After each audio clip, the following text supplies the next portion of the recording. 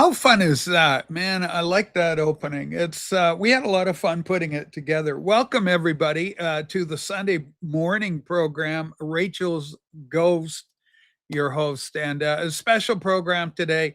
Our friend David Perdoja, who is First Boy on the Moon, he's got a couple of albums out. He's got a new album coming out, a brand new album, and so I'm really excited about it. I like David quite a bit. Very soft spoken, um, kind of shy person, I think, by inclination, but a very talented musician.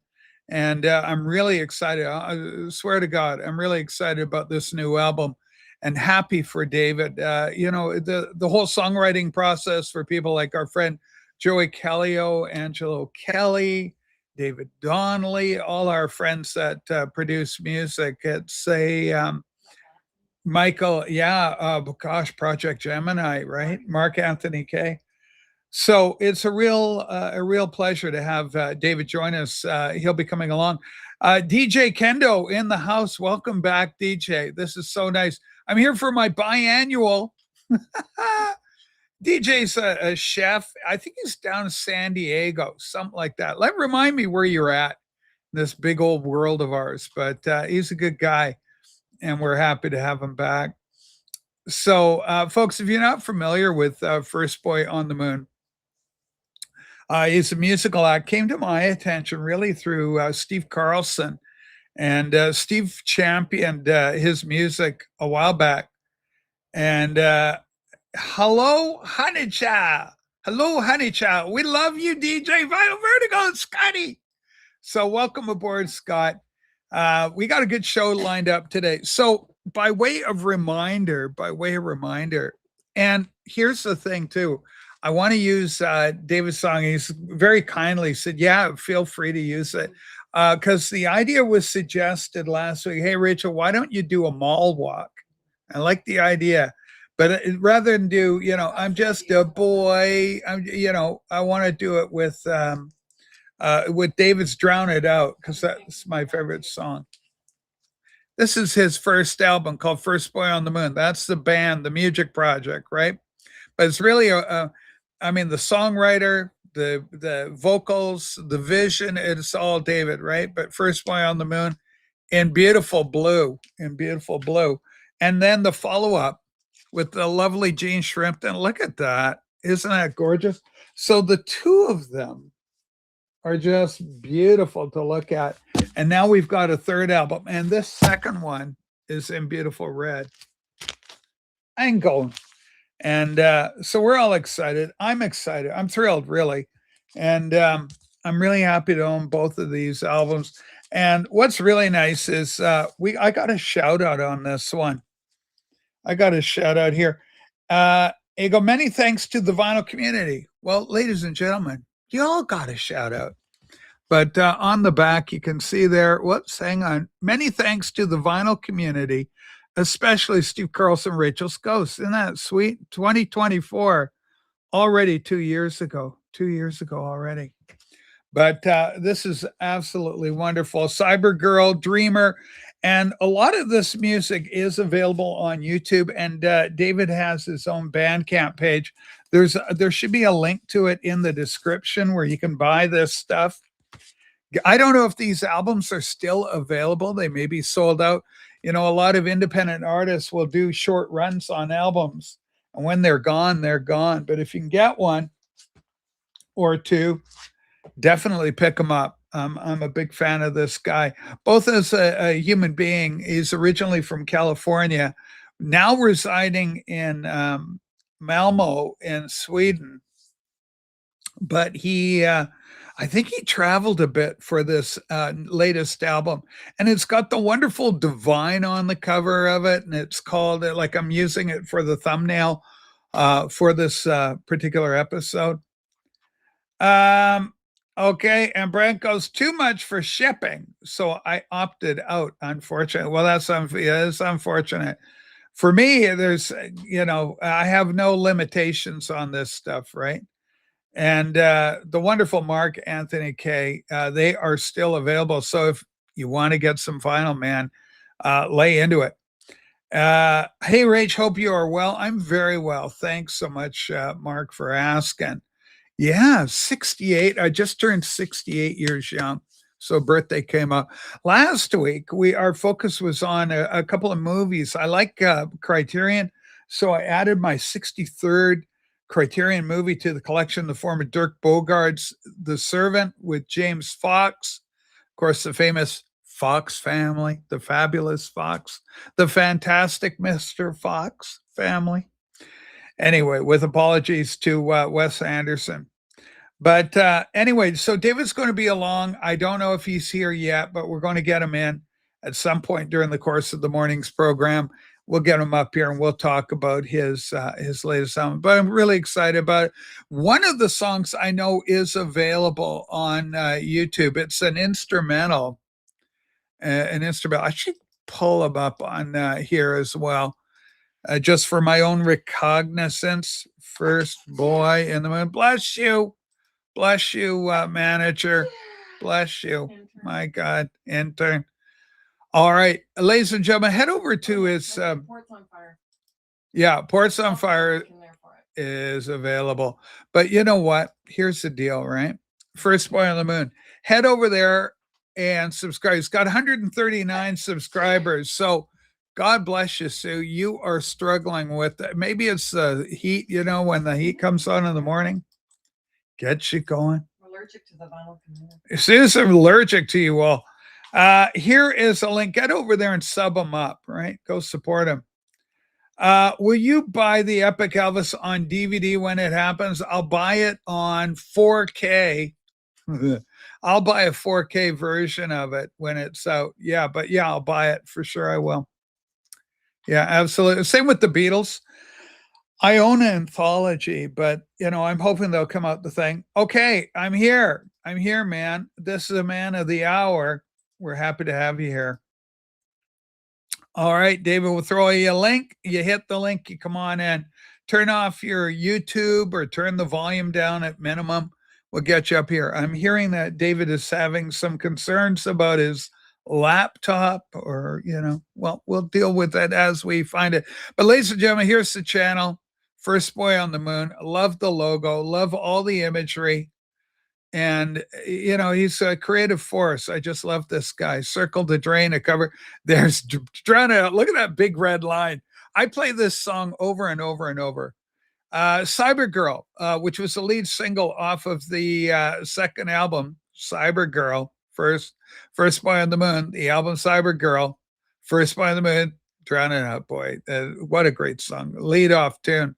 And First Boy on the Moon, Port of Fire, instrumental. This is a great song, a lot of fun.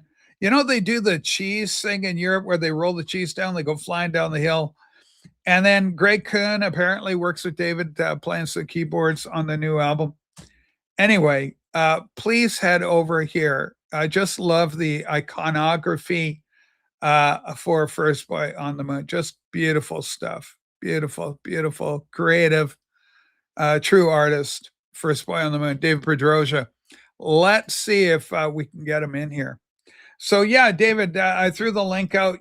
So the drill is you click on that and I bring you up on the screen. But head over there in the meantime, boys and girls, and please subscribe to First Boy on the Moon. It would mean a lot to me. Holy smokes. I'm still waiting for 4K of Get Back. I refused to buy a 1080p Blu-ray. Was Get Back on Blu-ray or did it come out on 4K? I can't remember offhand. Did they just do the Blu-ray? Let me know in the comments below. Anyway, Alan Benetrod. I think that's Martin McGrath again. I think that's Martin. Aren't you Martin McGrath? Let me know, Al. Alana Benetrod. First Boy is sub. Thanks. I appreciate it. Same with Mark Anthony Kay and Joey Kelly 07 Earth. All these guys and gals, please support them. Subscribe to their channels, right? That's what I want. All right, my friend David's here. Our friend David's here. Well, let's make it a little smaller so we get all the full thing. David, you look well, son. Hi. How you doing, Thank young you. man? I'm doing great. Thanks for having me, Rachel. No, I really more, appreciate it. more, the pleasure is incredibly, totally all mine. I'm a big fan of yours, and it's great to reconnect. You're floating around a bit. I see you floating around out there every now and then. I'll see you pop in for a little hello. But this is the first time I've been lucky enough to get you up on camera with me in a long, long while. And I'm grateful to you for it. I love the iconography for your style. You obviously have a love of art. Did you ever go to art school? I did. I went to Cypress College and I got a AA in advertising. Then I went to Cal State Fullerton. I went to Cal State Long Beach. I got Fullerton, California, right? Fullerton, California. Yeah. So Represent. and Represent. Yeah, you're a California boy, right? But you ended up in born and raised. Malmo, Sweden. Right. I Yeah. was traveling around. I was playing cover gigs on cruise ships and stuff. And then I met my wife here at a pub. In Europe, you can make a living if you're a musician playing covers. There's so much work. And Wow. I used to run around with a band doing a soundboard for a thing called, what were we called? Condition Critical was one of the things, and the other one was Japan. I think they just called it Japan or Tokyo. Tokyo. It was called Tokyo. And with a big shout out to Brian, our friend Brian in Tokyo. But anyway, so I know what that's like, and you could do it. But it's cyclical. Right? What I mean is, there's a time where the bars will open up. They want live entertainment. Then they shut it down for years, where they go canned music. Just going to play canned music. Then they go, okay, time to open it up. But for the life of a musician, which can be awfully short in a sad way, because you're young, it's a young man's game. You're traveling around, you're not married. And so it's a lot easier when you're single. You're just going out with your guitar, whatever you got, traveling that way. And then it becomes a little harder as years go by. You get married and kids, all that. So the road becomes the thing. Tell me a little bit about the new album. I saw a young fella, he's talking, he says, oh, hi, I'm over in, I think it was Indonesia or somewhere, and you ended up in Bali to record some of the new album. Like, where was the album recorded? that was Phil Maturano. He's a friend of mine from high school. And we used to jam together in high school in the early 80s. God, that's a long time ago. And he moved to Bali and he has a studio there. So he did it remotely. And then I did some recording in LA, and then I did the rest of the recording here at my home studio in Sweden. So it's Yeah, all over the remember when place. you dropped by, like you went back to LA, the home turf. What Right. was that, like about 6 months ago or longer now? That was last summer, last July, and it was great. I got to see all my old buddies, and I got to fortunately hook up with Greg King, and he's playing keyboards on the new release. And he's got a history. He plays with a band, LA band called TSOL, True Sounds of TSOL. Liberty. Yeah, Okay. and then he was a session guy for years since the 80s. He played with Bob Dylan. He's Oh, played with X, that band, the punk yeah, band X. yeah. They're an LA band X, aren't they? LA band, right? Yeah. And then he toured and recorded a couple albums with Australian band. Shit, they did the song "Under the Milky Way" tonight. Under the Milky Way. Vinyl Community, help us out with that band. But Dylan, which album on Dylan was he on, or was he a touring guy with Dylan? He played in the studio and he played on the video. It was in the 80s when they were all focused on making videos. And I forgot the name Okay. of the album, but it was Like, a mid it 80s. could have been Oh Mercy, which is around that 80s time when Daniel Lanois came in. Could have been on that one. I have like Dylan's back here. You can just see him all beautiful, bokeh blurry, but there's my Dylan. And then I got Dylan over on the other side, and he's all in mono over there. So Dylan in mono. These are the complete RCA RCA, the complete Columbia recordings for Dylan. Wow. Which is it's a beautiful box set. Highly encourage Great. anybody, if you love Dylan, to get that thing. I'll grab the damn thing for Dylan fans. Hang on, because your friend, who anyway, what's his name? Say his name Greg again. Keen. Ray Greg Keen. Yeah, Okay, and it's with a K, right? Kuehn. It's a weird spelling. Yeah. All right. Oh my. All right. Is that the box is dusty. Yeah, that's all right. Oh my god. Let me rub it. It's like a little genie. Dylan, Wow. look at that, right? Spot varnish. That So looks beautiful. it's a gorgeous set, and it's just absolutely Oh my gosh. each one. Wow. So Jesus. yeah, it's Beautiful. everything complete up to about 2017. But you know, as I grab, let's see, as I look here, desire, because your friend's going to appear. Oh, okay, I even know what that is. Your friend is going to appear somewhere in this time period. Look at that. Bobby Yeah, Dylan, ladies and gentlemen. Dylan has so many albums. My God, I can't. Well, keep up. yeah, and they're all here. Dylan and Dead. I went to that gig. Yeah, That live. people, I don't know. There are mixed reviews. I've seen Dylan a couple of times. This thing gets knocked out loaded, gets a little thing. But your friend is going to be on the credit, so I'm going to go look for him. Okay. So tell me about it. What's the name of the new? I know the name of the new album, but tell the kids what. And because I'm a Christian type, so when I saw the album name, I'm going, what? Where's David going with this one? So you got to teach me about that. Oh, it's just artistic. Demons is the title. Yeah. And it's just about, we all got kind of demons True lurking enough. around. Yeah. And I chose Divine. He looks great, but it's more of a homage to John Waters. I love John Waters films. Yeah, super great. Hairspray, of course, very popular. And what is it? Female Cry Trouble. Baby with Johnny Depp. Cry Baby is Baby. another way his with kind of really interesting.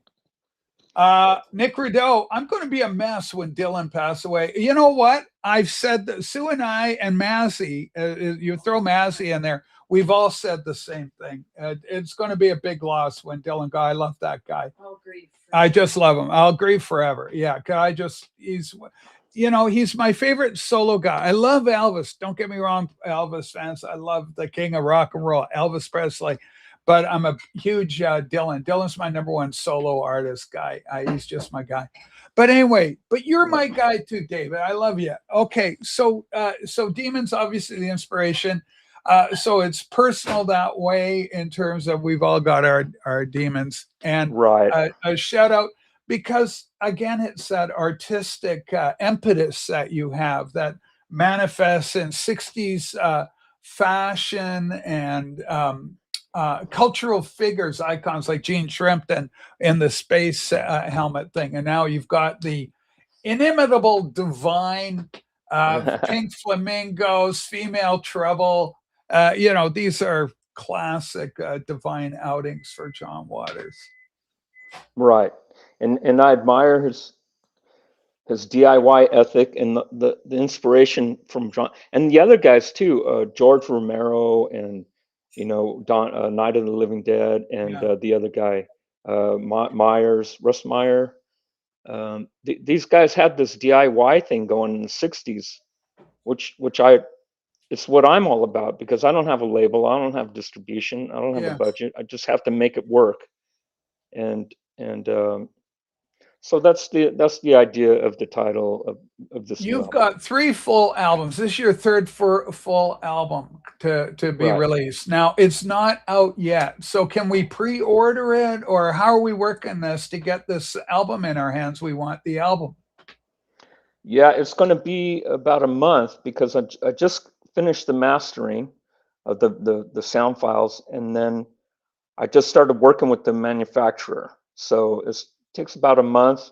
I don't know how I haven't thought about the pre-order deal. I'm just trying to get the manufacturer on track to print it the way that I want it. It's going to be spot colors, and so that's where I'm at. We're still working on manufacturing. It'll be finished in about a month, and then I will. Well, okay. So, I mean, what's really interesting, you know what I like about a band? I talk about the Ramones all the time. The Ramones had a variety of album covers.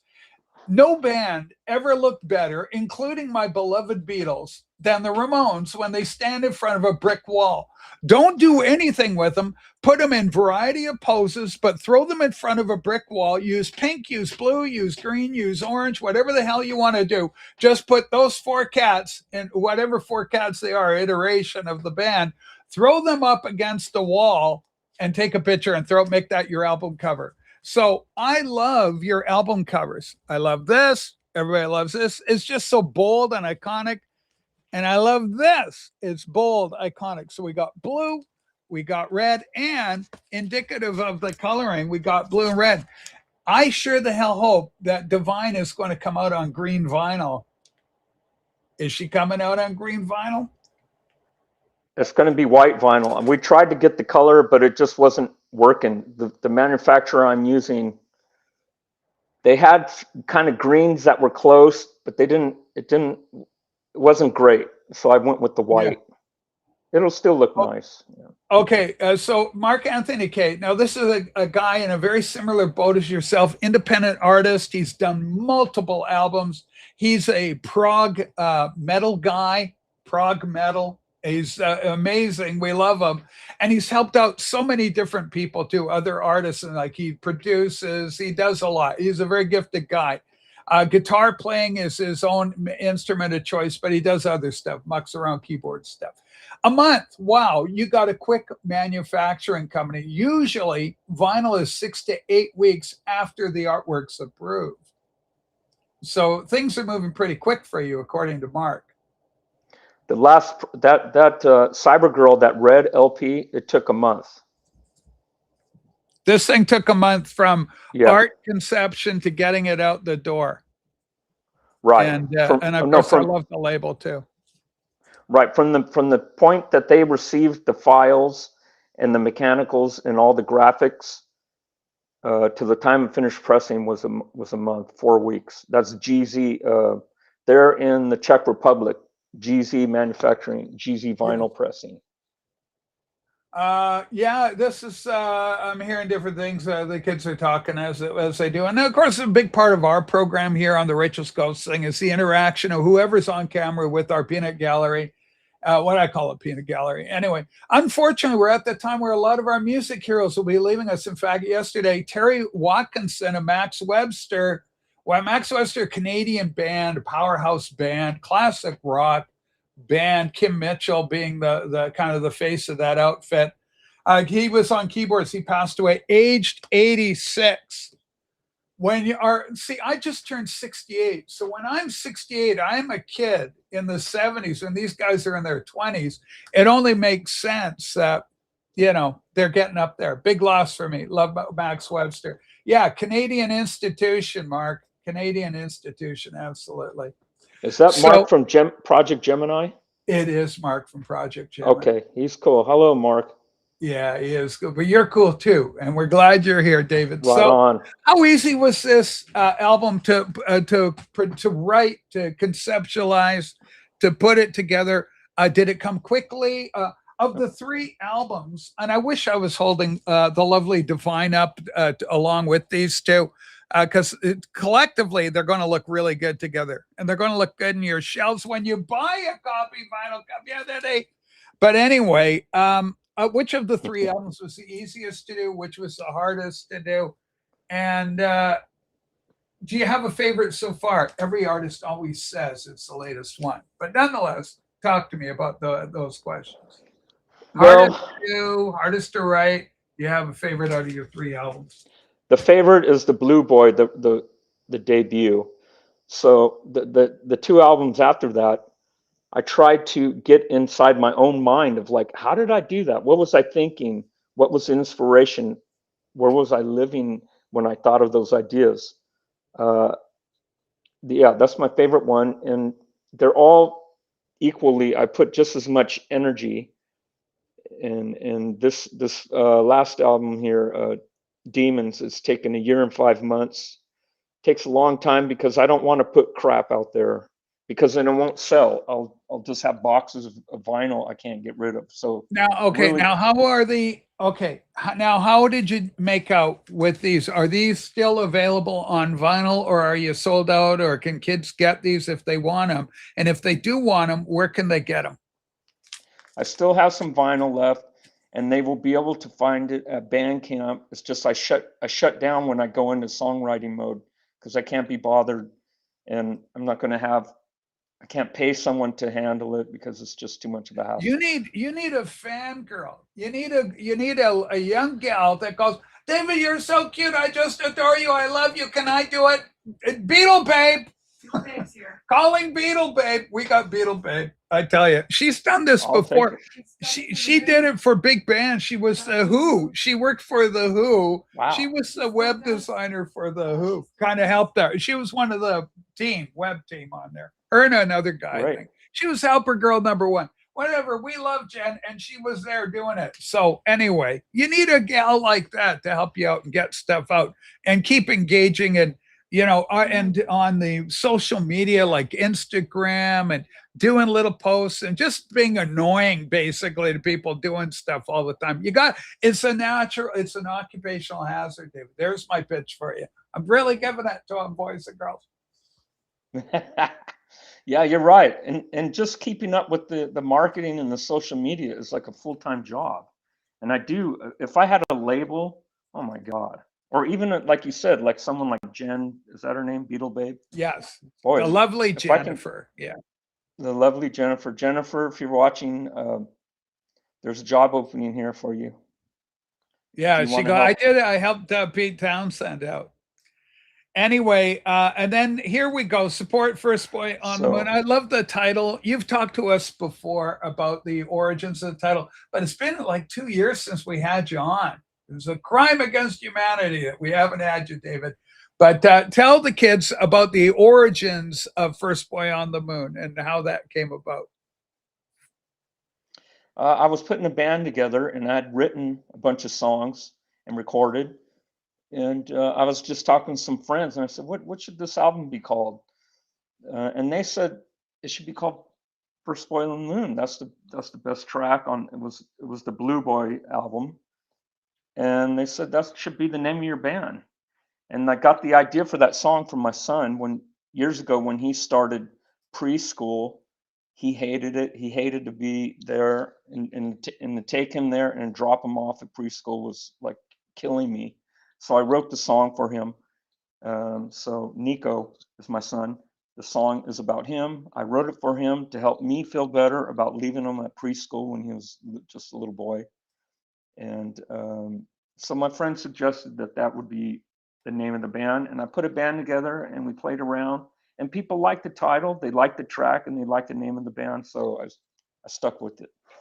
Do you know what's wonderful? And what I've enjoyed is seeing you guys perform your music because you put a band together with different musicians. I assume mostly local Swedish guys. And you guys got some nice little performance videos out there.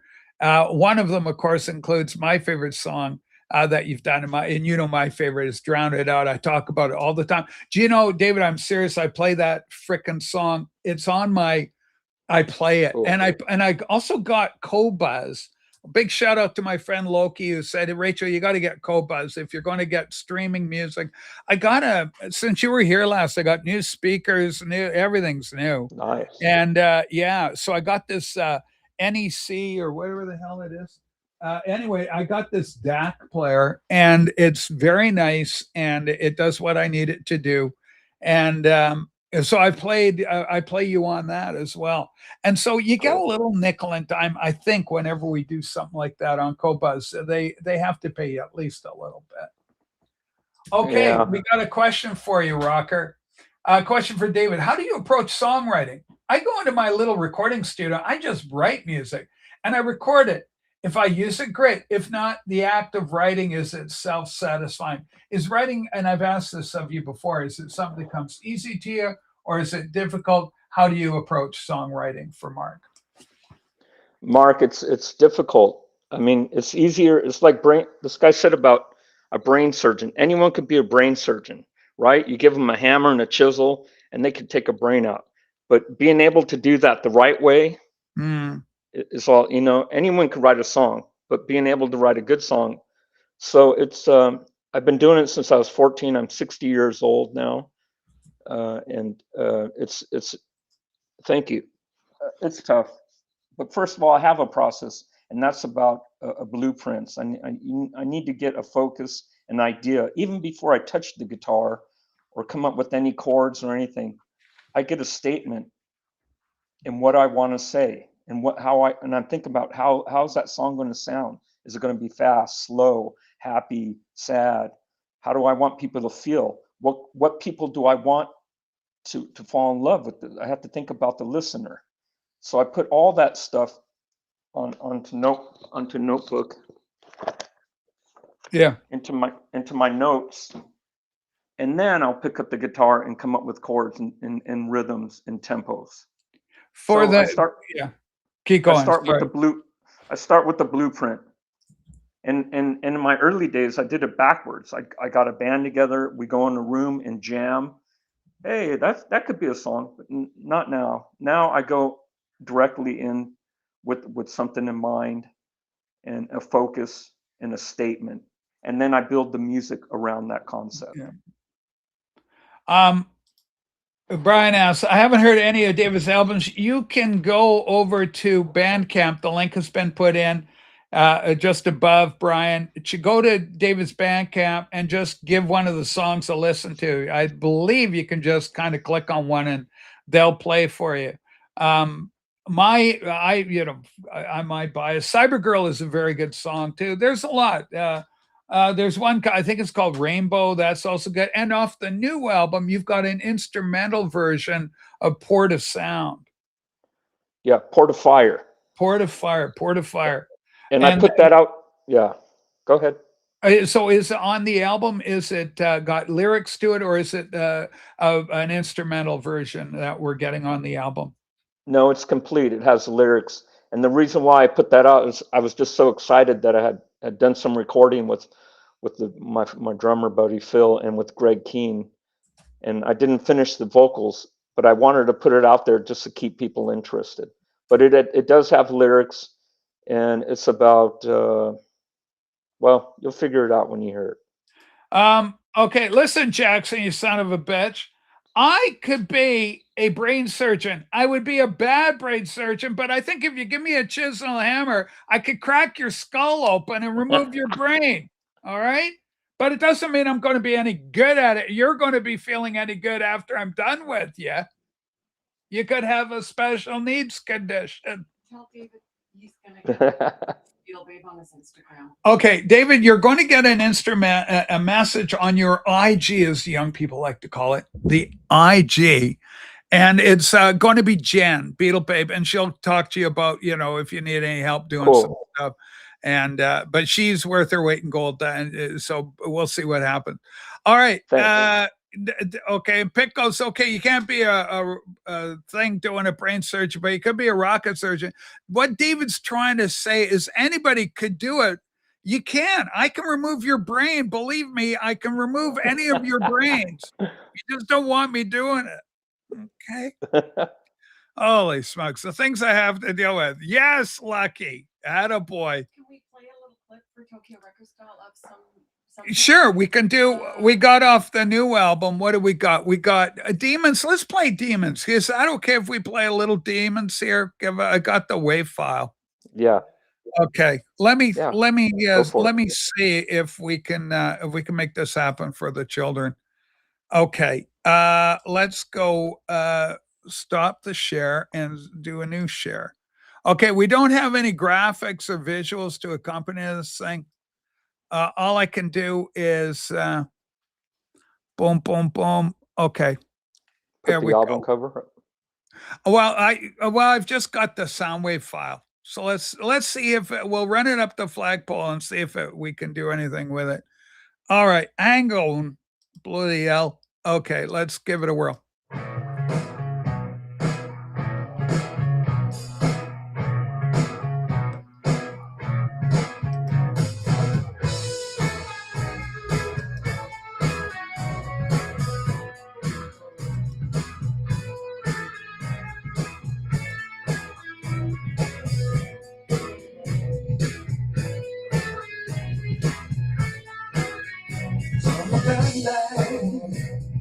Jumping to conclusions and we hit the street.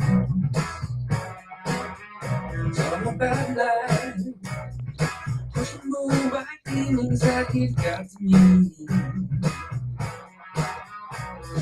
Let me make you special, let me just my pretty tonight.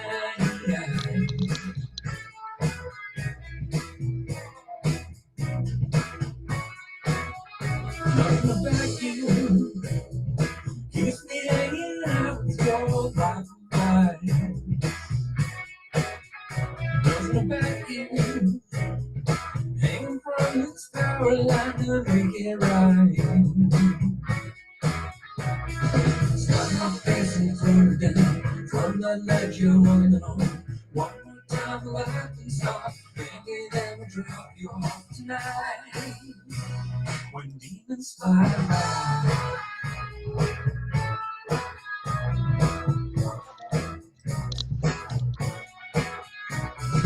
Hope there's no one left to look you under.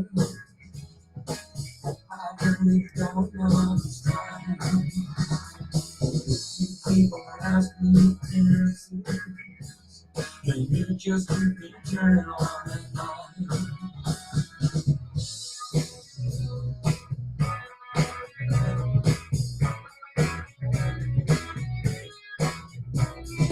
They think it's special, ready just my pretty tonight.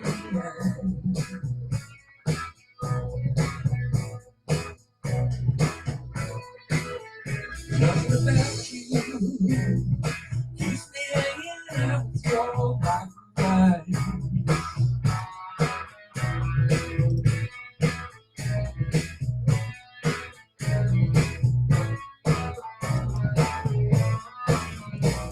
and slap my face and throw it down from the ledge you're running on. One more time, life can stop. Maybe that will drag you off tonight.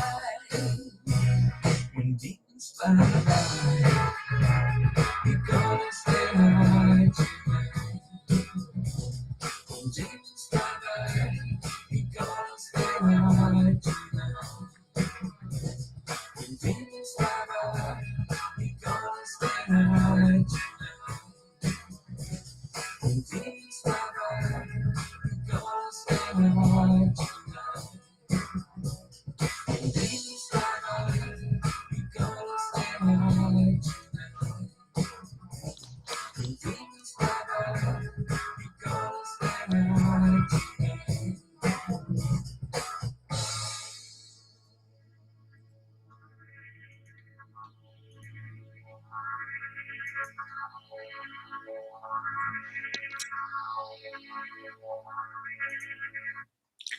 All right, ladies and gentlemen, the song you just heard is Demons from the album of the same name. The artist First Boy on the Moon, David Pedrosa, in his, it's like Superman and Clark Kent. You know, this is David and or Superman and his Clark Kent guys, and David Pedrosa. But David, we're so glad to have you here again. I'm thrilled, really happy for you in having this album out. I'm getting a copy as soon as it becomes available. You come back here and say it's available, and I'll head over and grab this thing. Yeah, I'm going to become the Colonel Tom Parker. Hopefully, I'm a little bit cuter, but yeah, Colonel Tom Parker. We love promoting independent artists. It's one of my favorite things that we do, that I've ever done on the program, and probably one of the most helpful things I've done. I've probably sold a few dozen albums over my time just by virtue of being exposed to great artists such as David, First Boy on the Moon. And ladies and gentlemen, the album is still available. Is the first album still available too? Can they get a copy of that? They will be able to in a couple weeks. Okay, so you're going back to the weeks. drawing board. And you're going to produce a few more for folks. Yeah, I actually have some. I just shut off my sales at Bandcamp because I've been too busy to deal with that sales thing. You know, writing songs and recording, it takes up so much time. So I don't have time to to send out. I'm doing it all myself. So I'm going to turn that shop back on when I get back into marketing mode. Yeah. So Brant, hang on. Yeah. I love this. I'll buy all three if you could ship them together. That's an easy deal. That's the easy thing for David to do once I the can do order that. comes in. Yeah. So, and we'll make sure I'll natter at David and make sure that we get him over here so he's in your view site, folks, because it's out of sight, out of mind. I have my friend. I love him. It's Nick Tronic. He's an electronic. He does what does he call it? Experimental ambient music, electronic. And he's a great guy, but he's so painfully shy. I can't get him up here. I said, and he's talking to me, and I don't want to, tails out of class or anything, but he's going, nobody's buying, and I'm putting my music out, and it's frustrating. I go, you have to be vulnerable enough to put yourself in front of these knuckleheads, you're my beloved knuckleheads, but you're my knuckleheads. But you gotta, there's a risk involved, folks. No risk, no gain. And you got to put yourself out there as an artist. If you draw pictures, if you're a writer, whatever you do, whatever you produce, if you don't get in front of a camera and communicate with the world at large, people won't do it. And just by virtue of David coming on today, First Boy on the Moon has a potential sale of 3 albums for our friend Brant. I'll buy all 3 if you can ship them together. Well, I he will can do that. ship them together. We'll make that happen. And because it's a great reward if you. Nobody wants to produce, and it's like doing a live stream. It's great to get on camera and have fun and talk about whatever, but it's more rewarding the more people that eyes on that see my program, the happier I am, because I Right. want people to enjoy the experience. Go, oh, have you seen that ghost thing? It's funny as hell. Got to check it out. Okay. You could do, yeah, I do a lot word of mouth every week. Like I know Mark's got a new album that's kind of the vinyl part. I think he's got the test already, and the test pressings are in hand now. And so things are really moving along on the vinyl end for Mark's latest album. So I'm going to buy a copy of that. Definitely going to pick up David's album. We got Joey Callio with Data. They're coming out with their third album, Subliminoso. Holy smokes, I think I almost said it right. And who else we got? David Donnelly and Marty. and Marty's got a new album coming out soon. Yeah. So it's just everything's happened. A lot of great music, great individuals, all of them. They're great people. So we love seeing the support for these artists. So how many people do you have working? So it was remotely recorded for your friend. Was the LA stuff done? It sounds to me like you actually came into LA and recorded here in LA for at least part of the album. Right. For the keyboards, I went to Greg's studio in LA. And for half of the drums, I went to another studio and worked with Derek O'Brien. And he's an amazing drummer. He played with Social Distortion, famous underground punk band from California. And the first album was called Mommy's Little Monster. And Derek played on that album, their first album. And Derek was playing on this new Demons album. And we recorded at his studio. And then I brought all the tracks back to Sweden and I did the overdubs here at my home studio. Did you come out of the punk nexus yourself? Is that your background? Or because we had the great comment up above said that reminds me of David Bowie, Demons, song Demons. He was going, yeah, there's kind of a Bowie thing going on. I kind of picked that up myself as well. Maybe the syncopation in it reminded me a little bit of a Bowie style. But anyway, is Bowie cited amongst your influences, the punk nexus? Talk to me about influences and punk rock. Right. I grew up on rock and roll, Led Zeppelin and the Beatles and the Stones. But when the late 70s came around, I was just blown away with the creativity. It started with Bowie in 77 and the Clash, the Sex Pistols, the Buzzcocks, the whole new wave thing, Blondie. That really was a big inspiration for me. And to this day, I listen to that music. And yeah, of course, Bowie is up there. He's like #1 inspiration. Yeah, And I mean, he's masterful. and then so the my early bands were I was like punk and new wave. That's where my background is. Is there ever a temptation to do a cover song and throw that on the album? Is there a cover song, and is there one on the new album? There is no cover songs. I would like to do a full album of cover songs, but nowadays there's so much red tape. You have to Oh, okay. when you release someone else, you have to go through publishing, and I think you have to maybe even pay something. Or in the pressing plant, they won't press anything unless it's been officially Signed off on. approved, Yeah. and it's just too much of a hassle. I would like to do covers, but it's easier just to write my own songs. Yeah, I fully get that. Because the idea comes immediately to mind because Bowie did Pinups, which was his great Right. tribute to the club scene in London in the 60s. So a lot of the Who is represented on Pinups, and the Easy Beats, Friday on My Mind, and Kinks. different. Yeah, the Kinks are on there. A couple of songs from the Kinks and Small Faces. Anyway, yeah, it's just his great tribute album of covers. A Right. really good cover. And of course, the Ramones did their cover album, which is They also did. very good. I love the Ramones cover album, Acid Eaters. Have you Okay. ever heard? Have you heard Acid Eaters? No, I didn't know that they did a cover album. That's Yeah, cool. I'll yeah. check it out. Check out the Ramones covers. It's really well done. They cover the Stones "Out of Time," which was Cool. in Once Upon a Time in Hollywood. That's featured in that film, the Rolling Stones song, and the Stones did a couple of versions of it, but the Ramones actually do a really great cover of it. And they do some other, I forget what else they cover on there, but it's really good. Of course, Joey Ramone, he was the one with all the Phil Spector influences and stuff. And I think he was Right. instrumental in getting Spector come in for End of the Century and all that. Hey, Were you, Rachel, I have a yeah, question. yeah, go ahead. Hasn't there been any, like we were talking about that your buddy that is shy and doesn't want to. We're old school maybe, and we have to force ourselves into this new world. It's like a whole new ball game now with online and everything's digital.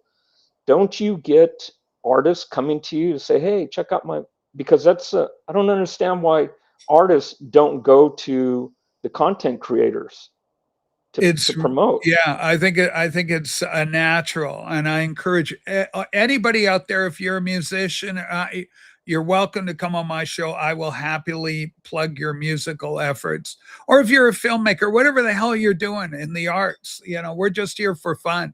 I like so much interests me, David. So much interests me when it comes to your new album, Demons. Is it a thematic album, or did you find yourself generally? I find your writing, you're kind of going, this is here. I got a little idea here. I got a little idea here. It's a real hodgepodge of different influences, different things, different things that have impacted you, and they come out and they find their way onto vinyl. Is this album more thematic, or is it in keeping with your first two albums, where it's more a case of I was thinking of this, and this is something that had been on my mind, and I put some words to that because I wanted that out in song as well. It's closer to that, to the first two albums. I put together what, if I have an idea or how I'm feeling, the inspiration comes from that, what I'm living, if I'm where I'm at in my life. I would like to make a theme album like Ray Davies and the Kinks. Boy, but it's tough enough just to write a regular song with that. You know what I mean? Yeah. Like trying to write 10 songs that are all based on with the focus. Whew, and that's why I appreciate Ray Davies, because he can do that, and it's so difficult, as an artist. I don't know, man. I apologize in advance for saying what I'm about to say, but I keep going to drown it out. That song, there's something magical. Everything hits for me personally. What I groove, my thing. Every note, every passage, everything hits on that song where I need it, where I would instinctively want it to hit. It's a masterpiece to me. It's a pop frickin' masterpiece that you wrote. Wow. And The video's yeah, well, the video is really good too. But I mean, that's serendipity. You told the story in that, but I don't really want to go back to the first album, but belabor this point too much. I just want you to know how good I think that song is. You're talking about Ray Wow. Davies, David Bowie. I put "Drown It Out" up against pretty much anything I've ever fucking heard. Really? Oh my Yes, God. really. And I don't know if you realize how good that song is, or how, and it's unique. There's nothing else like it to me. I've played it here, I'd say maybe a dozen times on this program. And ladies and gentlemen, But you play it like 10 times a week. I play it. Yeah, Sue knows. Wow. I play it a lot. It's just my go-to. It's one of my, it's like Pagliari, Michelle Pagliaro, and the Left Bank. Don't walk away, Renee. I play that over and over and over. I think the lyrics on it, there's a melancholy thing about it. It's there's a muse in it, this girl that drives it. But with "Drowning Out," just there's a power in the syncopation that you managed to put in that song. It's just Cool. unbelievably good. It's unbelievably good. It's a little bit, it's a pop classic. I don't even know if you realize what you actually created, how freaking amazing it is. Thank you, Rachel. Sorry, I that's- really I appreciate. swear to God, that's what I think. It's in I the- appreciate the feedback, and it's that kind of information from people like you and Steve Carlson that keep me going, because I'm trying to sell if I could get 300 copies sold, I'm like, that's so much work. So I'm thinking, like, what's wrong? Isn't this song good? Why aren't people buying this record? You know? Oh So my it's, God, it's man. nice to hear the reassurance from you and Steve Carlson. It keeps me going. Yeah. So much information. Yeah, would it be okay if I played the song for going back Yeah, to your first for song? Can I sure. play it? Ladies Yes. and gentlemen, if you've never heard this thing, and I've played it before, so if you've never heard it before, you're crazy. Because I mean, especially on my program, it's on his debut. Yeah, it's just, now listen, First Boy on the Moon, ladies and gentlemen, he has got 141 subscribers. We'd like to, he deserves far freaking more. Come back when he opens up his band.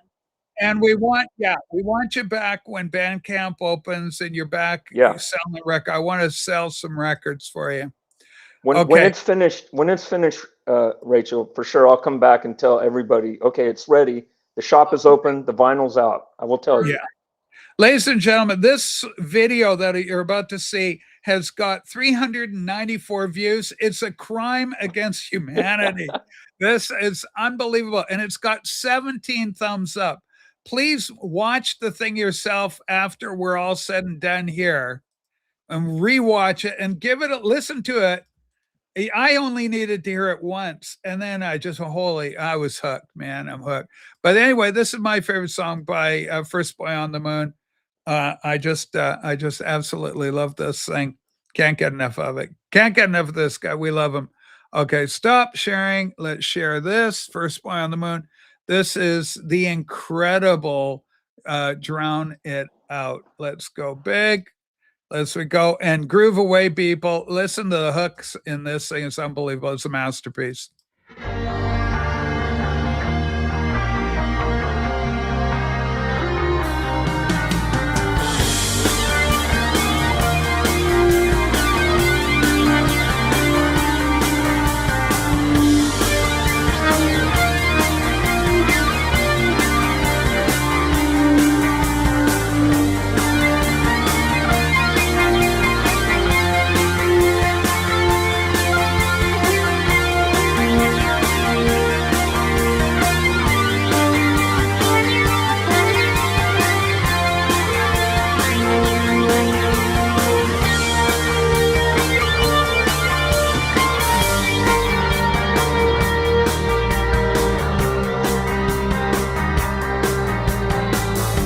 I'm taking it back, right back to the start.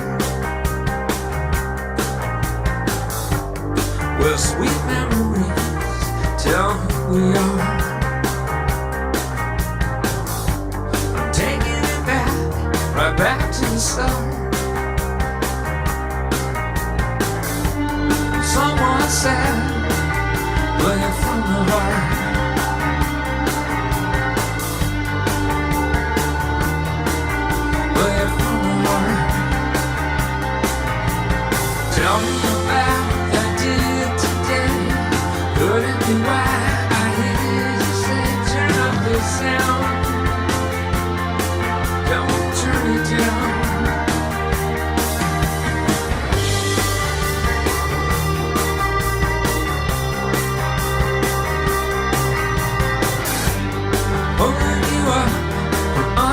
sun. Could only imagine what you were thinking of. It's just like you block it all out. And just like you, I'm gonna drown it. I'll drown it right out, so far out. But level just ain't good enough. Turn up the sound. Don't turn it down. Why is it so hard to hear your voice? Could it be so tough to make that choice? Turn up the sound. Don't turn it down.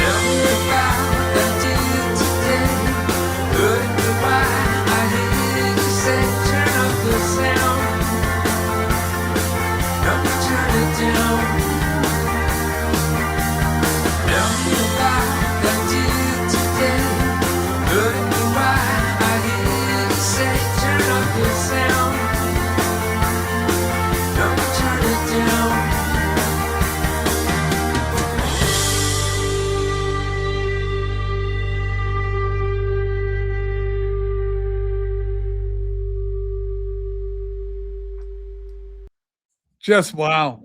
Just wow. All right. Thanks, Rachel. That's First Boy on the Moon, the artist David Pedrosia, and off his first album. And that is the Blue Album, folks. And so the store is closed right now, but it's going to be open up in a few short weeks. We're going to get David back. We're going to get him back and definitely pick these things up. This one is absolutely incredible. And you can't go wrong with Cyber Girl, the second album from First Boy on the Moon.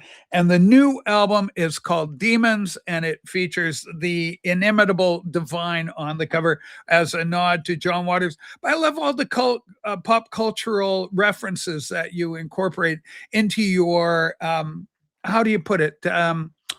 Iconography, I call it, in terms of your style and sound. Producer, yes. Interesting music video. Did you do that, David? Okay, interesting music video. Are you? How did the video come about? Who did the video? What's the story there? It's some clips that I found. I put together. They were not video clips, but I turned them into videos. Okay. So they were individual art pieces, and then you animated them. They were something like that. Yeah, but I put them together and I made animated GIFs out of them, and then imported that into the video iMovie. So they were stills, and I turned them into animated GIFs. Wow. Wow, it's so good. You know, with Photoshop, Adobe Photoshop. For us as an audience, we'd never know. It just looks like they were created as like a film. Yeah, the little ghosts. We have a bias here for the ghosts. We like the little ghosts, the little ghost-like entity, whatever it may be. But anyway, it's just, I mean, that particular song, I mean, you could deconstruct it. But I love music when you've got one kind of rhythm going along, and while the keyboards are kind of laying into the keyboards, they're stretched out in beautiful tone. And then you've got the intricate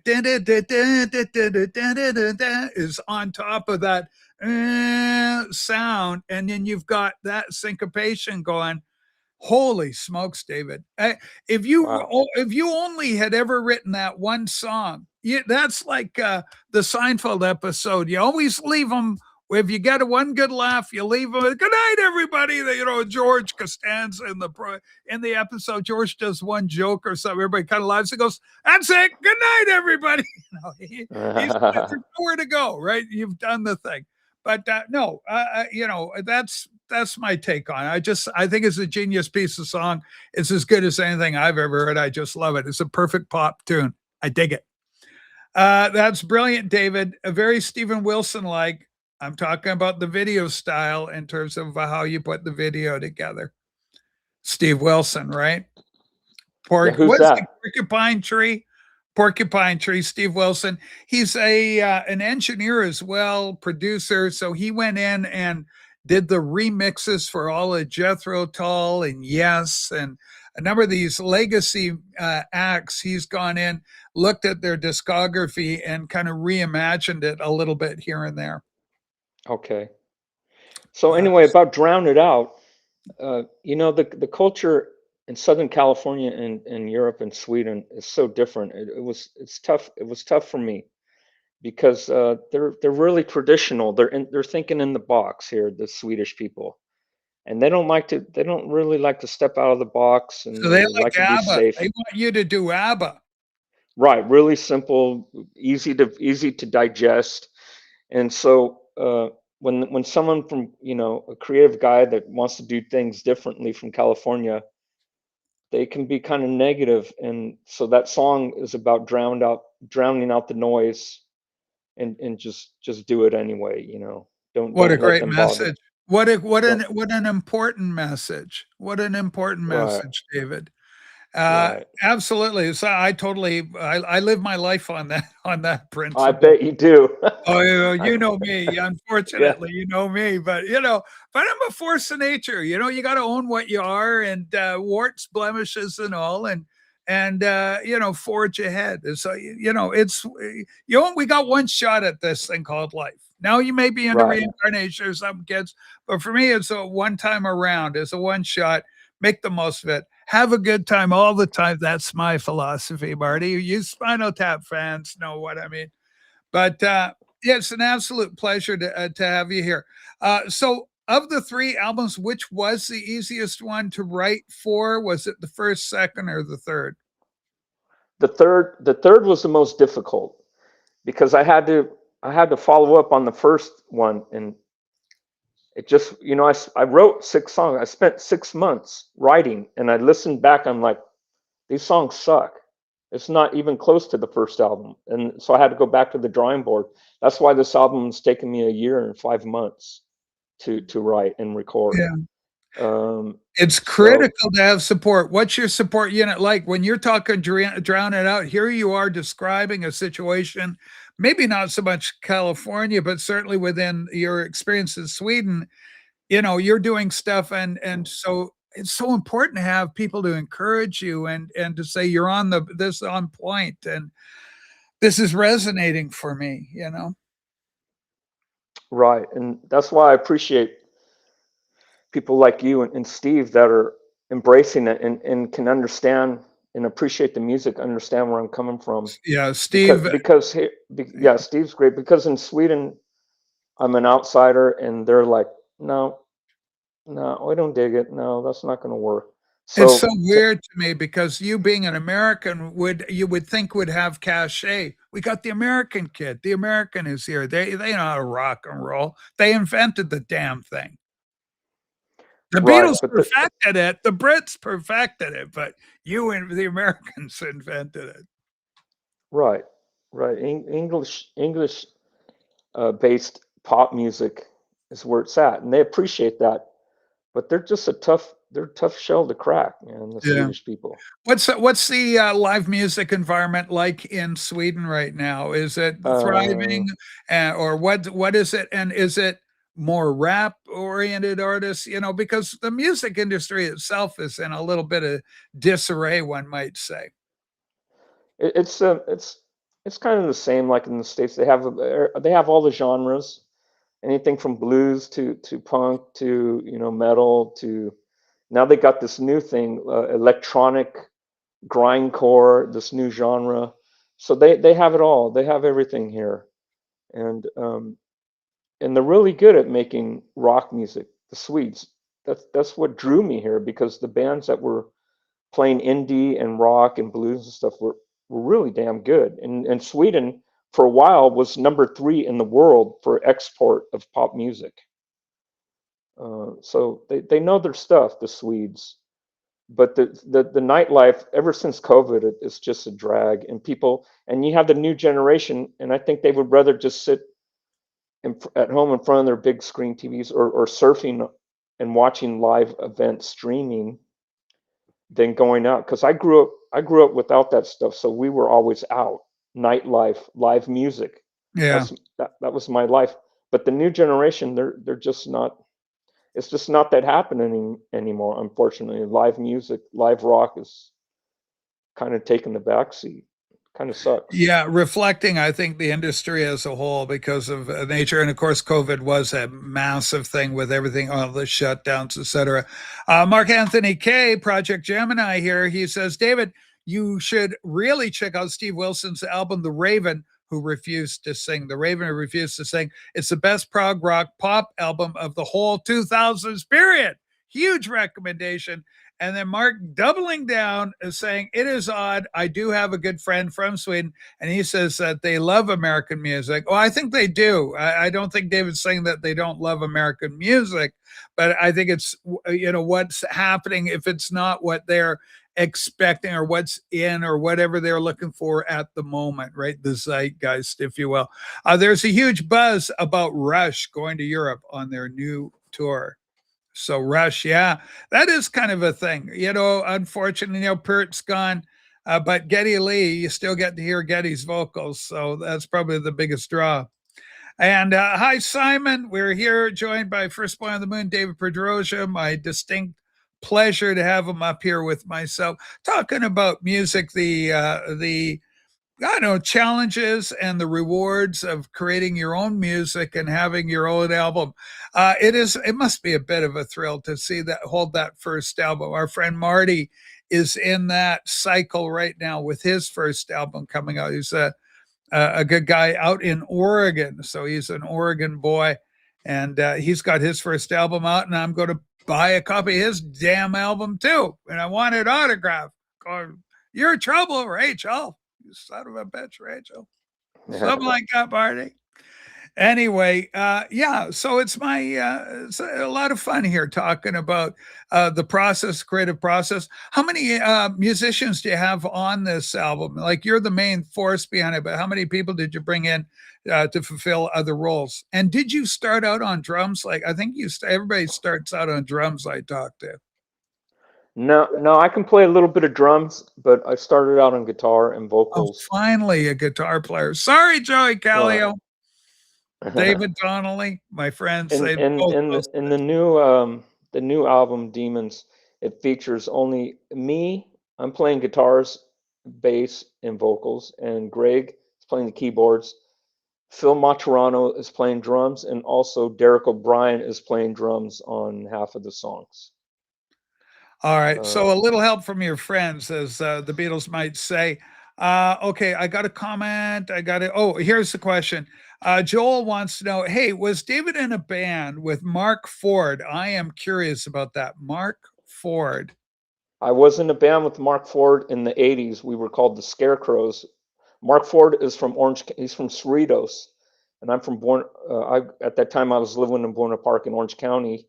And we were playing in clubs together, and then we started making music, and then we released some music, and then he got signed. Then he started his own band called Burning Tree, and then he was discovered by the Black Crowes and recorded on the first two or three Black Crowes albums. Oh, and wow.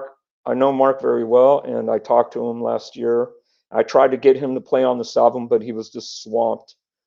Yeah. And Mark Ford, you guys should check out Mark Ford, MARC, Mark Ford, and in his my favorite his guitar work was with the Black Crowes.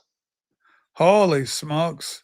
So yeah, Uh, it's fun, David, when your own resume involves music and interaction and playing with people that have gone on to play with other known acts, such as everybody knows Counting Crows and of course Bob Dylan, legend. no, no, Black Or Crowes. Black Crows, excuse me, Black Crows, yeah. Okay, and then we got a plug for Marty's new album. It is excellent. People love it. And Mark Anthony Kaye lending in some of his production skills and was able to, I think, help Marty with that. Yeah, we can open it up. My producer said, let's take the heat off David a little bit and bring some other folks up if they'd like to come. Yeah, Mark, come on up if you'd like, or anybody else. Marty, come on up, people. Yeah, Woo! come on, hang out. Have an online party. That's exactly what the damn vibe is. That's what we're all about here. But yeah, it's great. I'm happy for Marty. So I'm not sure on the ETA on his album. You can let me know, Marty. And I think Marty may be going in a couple hours from now. He'll be doing something himself online. He has his own online show. And by the way, folks, I don't own the exclusivity to First Boy on the Moon. If you got a channel, you're doing live streams, you'd like to have David on as a guest, certainly avail yourself of it. Simon, you do live streams.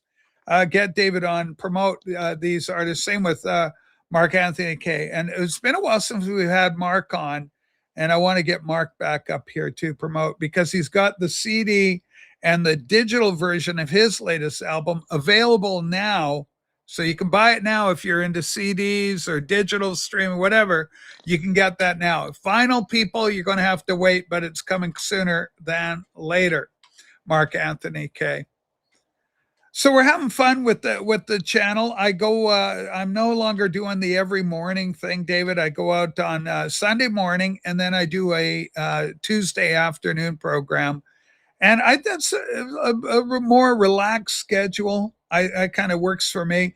And I don't know, I talk about it's always been a little bit talking about whatever the hell I want. But, I like movies. I collect the Criterion. So last episode was about that.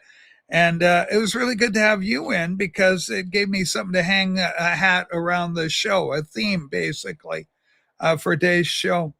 Here's a comment. Hang on, we got you up here. What do you love? You love Mark Ford. He's a majorly underrated player. And Joel, how was it that you were able to identify David or recognize that David may have played with Mark? How did you put that together? Because that's some pretty good detective work on your part. And Marcos, I'm making a very late breakfast right now, but I'll arrange a date to come up and show and discuss the vinyl release. Attaboy. We love that.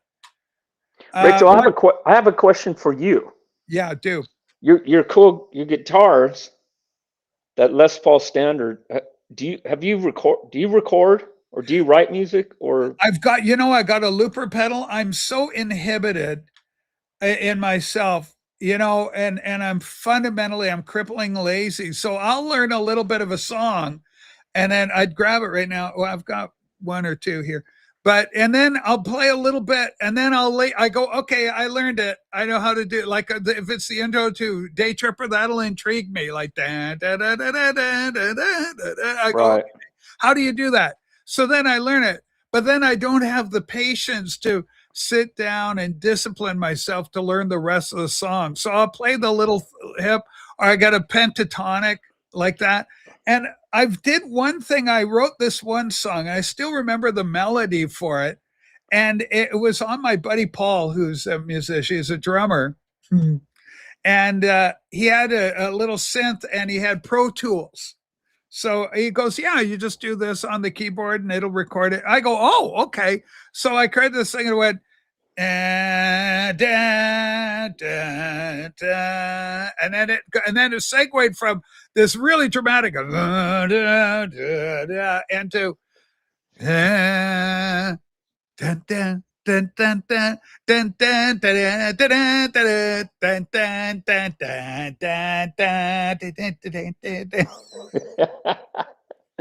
I love that. It sounds like a cartoon. I was so bad, but I loved that. Paul was howling.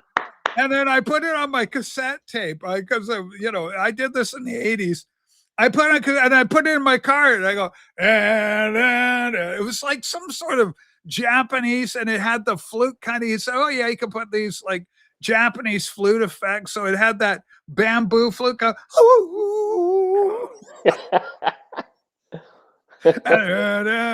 anyway, just a lot of fun. But what Yes. was that? What was that video you had when you're cruising on around Yeah. around your town? What was Yeah. that? Was that a promo video? What was that? So, okay. I remember back in the 70s, Geraldo Rivera, no, believe it or not, Geraldo Rivera was cool at one time of his life. What? Really? Okay. Yeah, he was really cool. He had long, flowing, long hair. He had the Oh yeah. on, and he's cruising in jeans. The year is, I want to say, 1971. And he's got a late night talk show. And it shows him walking the streets of LA. And the music behind it is Ringo Starr's It Don't Come Easy. Got to pay dues if you want to sing the blues. And it's got Geraldo truck, and you got black kids and Hispanics, and he's downtown, the inner nitty gritty streets of LA, just cruising. And I just go, holy shit, is that cool? And so I just loved the intro. And it was a talk show, a late talk show. Come on at like 11 o'clock at night or something. And, I'd be like 13 years old, hiding from the parents, because I think as a kid, I think I had a TV in my bedroom kind of thing. Anyway, a little Okay. portable, a small little TV. And so I think that was the genesis for it. And then I heard the little song. It's from the Book of Love. The song is called Boy. And then I had to laugh at the lyrics of it because it's like a girl that feels a little left out. Let me see that. Beetle Babe remembers the Geraldo Rivera thing. She's too young for it. You're way too young, but you may have seen it in later after, in syndication or something. But anyway, so I heard the song, I'm not a boy. I want to go where the boys are, but I'm not allowed. I'm not a boy. I like, again, syncopation timing. I'm not a boy. I love the way it goes. And it's boppy, it's catchy, it's upbeat, it's happy, which is my preferred modus operandi, the way I go, cheerful and bright and sunny. And so I thought, that would be good if I did like that Geraldo thing that I'm remembering as a little intro at the beginning of each show, set the tone, right? That we're in for a little bit of fun and silliness. And it's serendipitous because a couple of weeks before that, I got into a big brouhaha with my buddy, Rob the Wax. And Rob was saying, like, we're talking about the sidewalks, like Pride. And I go, everywhere you go in my town, Rob, there's like this gay stuff there. He goes, oh, you're an idiot. And it's always been like that. What are you talking about? And you're crazy. So when I went out to film the thing, it was just serendipitous that I wanted to do the record shops in town. I said, that'll be the tie-in for the vinyl community. And I'll carry my beloved Heinz record, the little Dutch boy. I'll carry him. So I got a Heinz record I'm running around with. You'll probably be in my, for the new one I'm going to do, because somebody said, shake it up, Rach, do a new one and go in the mall, cruise the mall. So I said, that's not a bad idea. So maybe I'll take, when I do it, maybe we'll wait for your latest album and march around with that. But anyway, the point is that so I went into local Nanaimo, where I'm at, Nanaimo, BC, Vancouver Island, middle of the island, called the Hub City. And right across from Sound Heritage, one of the music stores, is Queen's, a frickin' drag bar. So I go, that's hilarious. So here I am. So I'm giving a tip of the hat to the drag bar, and I move along. And I realized I'm only using a minute because I didn't want to expose, keep the people too long. You want these intros to be pretty short, right? So, they got to move at a little bit of a clip and be interesting enough. So we had one scene where I'm walking along the fence, very cool, Sue's idea. And I said, yeah, this is working really good. but then we realized it was too long. So when it came down to finally cutting and splicing and editing it, it was like, it lasts for a second or two. So there's that. Then I'm in front of a sign in the window. I'm walking along, and there's a big gay flag in the window. So I stop and kind of go, because I'm the trans person. So I stand in front of the flag, go, oh, okay. And then I move along. And then serendipitously, there's this kid standing on the street kind of watching my vibe. And he picks out, he gets the feel good vibe about it. So he starts trucking a bit. Sue guesses she sees him, but she didn't film him. I said, we got to get this kid in there. Sue goes, I go, okay, let's do him. Let's get the kid. So we went and I refilmed. I went back by him again. And then he did the little dance, but this time we were able to capture him. But it was complete unplanned. It was a good sport, nice kid. He just got the vibe. And then Sue had the vision for this hotel. There's an old, like 1800s hotel still standing. So she said, come out of that thing, or make it appear like you're coming out. So I come out of there, and right by there is this massive big Pride sign. Somebody had spray painted Pride with the ring. So then I go, and then in a Mary Tyler Moore, I grab the back of my hat and look up at it. And then I move on, and like for Herman Munster, I do a little Herman Munster with if you watch, my expression goes like, there. So I do the Herman going by there. And then we end the film with me coming back right to the spot here, sitting down, 3, 2, 1, showtime. Here we go. So that was the concept. And the little song was so happy and boppy. And Joe Mayo's got a great channel. My favorite Beatle channel, full disclosure, Joe Mayo. And, so Joe's there, and he goes, I love that, what you do. I want to do that. I go, you're in New York. You got to do it. You got to do it. New York. Can you imagine the signs and anything he could do? So we're sitting here, and then, I don't know, last week, somebody suggests, whoever you are, please remind me who put it out. But he went, Rachel, you should do one where you're in the mall. I said, that's a great idea. Sue immediately lit up and said, yeah, we got to do it. And just to keep it fresh and keep it a little different. And so I'll bop back and forth between the two, right? I'm still going to keep the other one, but I wanted to do it with Drown It Out, because I think that's such a bop and little song. I think it'll accompany. So I want to go through the mall, people, and the camera on me as I trek on through the mall, right? And it'll be fun. There'll be, because there's those little gay stickers all over all the stores. You are welcome here. I feel so welcome that they got the little sticker for me. Well, I hope you do another film, because I was laughing. That was great. I'm glad. That's what, obviously, it was entertaining. It was entertaining. It was good. Just fun. Yeah. Isn't that the win?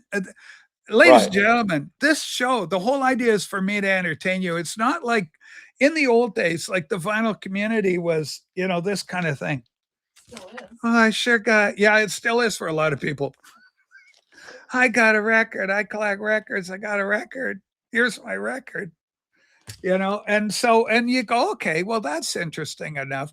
But the people themselves weren't necessarily entertainers or interesting as people. It's just, what are you showing? I want to know about this record you got, because I'm interested in buying that record. I don't really care too much about you or the presenter. It's just, what's the record? Oh, okay, I got to learn about that. I want this record. And so when I showed up, the idea was, I go, well, at first, like Mazzy inspired me. I wanted to do like what Mazzy does, tell the story and do the thing. I realized I'm no good at it. Mazzy's got that corner. He's gifted. But what I can do that I doubt if anybody can beat me at that is just raconteur like this and have a laugh while doing so and make the people laugh, put a smile, and what's that thing? And if I could make those people smile, I know they'd be happy for a while. A little bit from Bye Bye American Pie, right? That sensibility. I knew if I had my chance, I could make them people dance, and maybe they'd be happy for a while. Anyway, so that's kind of what the thing is. Bob Dylan. I'm kind of a song and dance man myself. So that's what you want to do, right? And that's always Right. been the focus. Now, what the hell's going on? It has been like trying to pull teeth these days to get the other children up on the TV show. I think they It, think that it's like, oh, I have nothing to say. Just bring yourself up. I'll throw questions at you, and then it becomes entertaining because people will find you interesting, and I find everybody interesting because I have a sociology degree, so people wow. interest me. Like the Cool. human condition interests me. I have a double major, a bachelor degree, Bachelor of Arts in history and sociology, and both of those have people in common. So people interest me. Huh? I have 3 years postgraduate. Yes, that's true. In history. So it's the human condition is endlessly fascinating to me, David. And Cool. and then the music. That's why music is such a great thing because it's art, and the artists comment on society as well. Music is sociology. It can be sociology. It can also be psychology. Paul McCartney had more of a sociological approach. Lennon was more psychology. This is about me. This is what I'm going through. This is what I'm experiencing. The classic Right. scene in the Imagine movie where the hippie's out in the garden for a week. Lennon finally goes, "Oh, hey, there's a hippie in the garden there for a week." Oh yeah, you know. And so he comes out and he goes, "What are you doing?" He goes, "Well, you're writing these songs, and I love the songs, and I think you're talking to me." And Lennon goes, "I'm not. I'm not talking to you. I'm writing them for me and Yoko." Now if you find Right. something beneficial or whatever, hey, great. But I'm not really writing for you. And that's so telling of Lennon. I love the guy and respect Lennon for that. Now, me, I'm more of a sociologist. I'm doing it's not my own psychology here. I'm hoping to entertain the people. And that's why I love having you on and with your gift of music to share it with the people and get excited about it and then share that excitement with our audience. So that's what it's all about. Right. I want to see the Elvis movie. Okay. Rob's tracksuit. Rachel, which bathroom do you use in public, male or female? I use the female washroom because I have a vagina. The vagina dictate. Listen, I don't want to get raped in the bed. Once they see my pussy, there'll be no slowing them down. Thank you for your great question, Rob's tracksuit. But yeah, I go. Do you know the other one? I'll often use my preferred washroom actually is the gender neutral one. With the wheelchair on it, it's got a boy and a girl. Anybody can go in there. That's the one I'm happy using. But I don't go in. Oh my God. I don't go into the I don't want to go into the guys' washroom. I wouldn't be comfortable in a men's washroom at all. And women's go. Here's the deal. I knew I was doing okay when little girls stopped looking at me. When I first transitioned, little girls go, "What the hell is that?" I'm a lady. And horrify little girls. But you get to a certain point in this journey. It was hilarious. Sue and I were in where were we? We went up to Campbell River. Yeah. And the couple of guys there, and and we were in the White Spot. What would you ladies like the last time we were in there? But it's like Sue goes, hard to believe. I don't even really make an effort at it, because I got rid of the psychological issues that were driving me to get surgeries and all that. Anyway, now that's all taken care of, and I'm on like cruise control. I'm just living life, living That's large. cool. Yeah, Cool. the storm has passed. There was a storm, David, for me with I all could this imagine. stuff. Jesus. Oh, it was horrible thing to go through. And but then you get through it, and the medication has helped, which is estrogen in my case. And so I myself, and I've said this over and over. Anytime the topic comes up, is people that know me, I don't even think of you guy, girl. It doesn't even, you're just Rachel to me. That's all I come away from. I enjoy you as a person. It's just, that's kind of where it begins and ends for me. I don't think of you Rachel's going to do this, that, and the other thing. I've only ever gone in the men's bathroom if it's an emergency and there's too long a line in the women's. Yeah. And there's got to be no guys in there. There would have to be no guys in there. But I use the women's washroom, and because if anybody ever had an issue, just drop the drawers and that would be it. But if you were still intact. Oh, if I had male genitalia, is this an adult? If it's an adult, listen, hide the children. Hide the children. If I had male genitalia, I'd use them at the guy's washroom. You know, it could be buggery most foul. Don't bugger me, you bastard. Buggery most foul. Okay. Lennon and McCartney let strangers in their house. George Harrison did too. It nearly cost him his life, though. Guy rings a bell at Cavendish Avenue in 1967 and announces, "I am Jesus." McCartney said, "Oh, you better come in then." And he let him in because he was Jesus. Well, that probably makes sense. Hang on.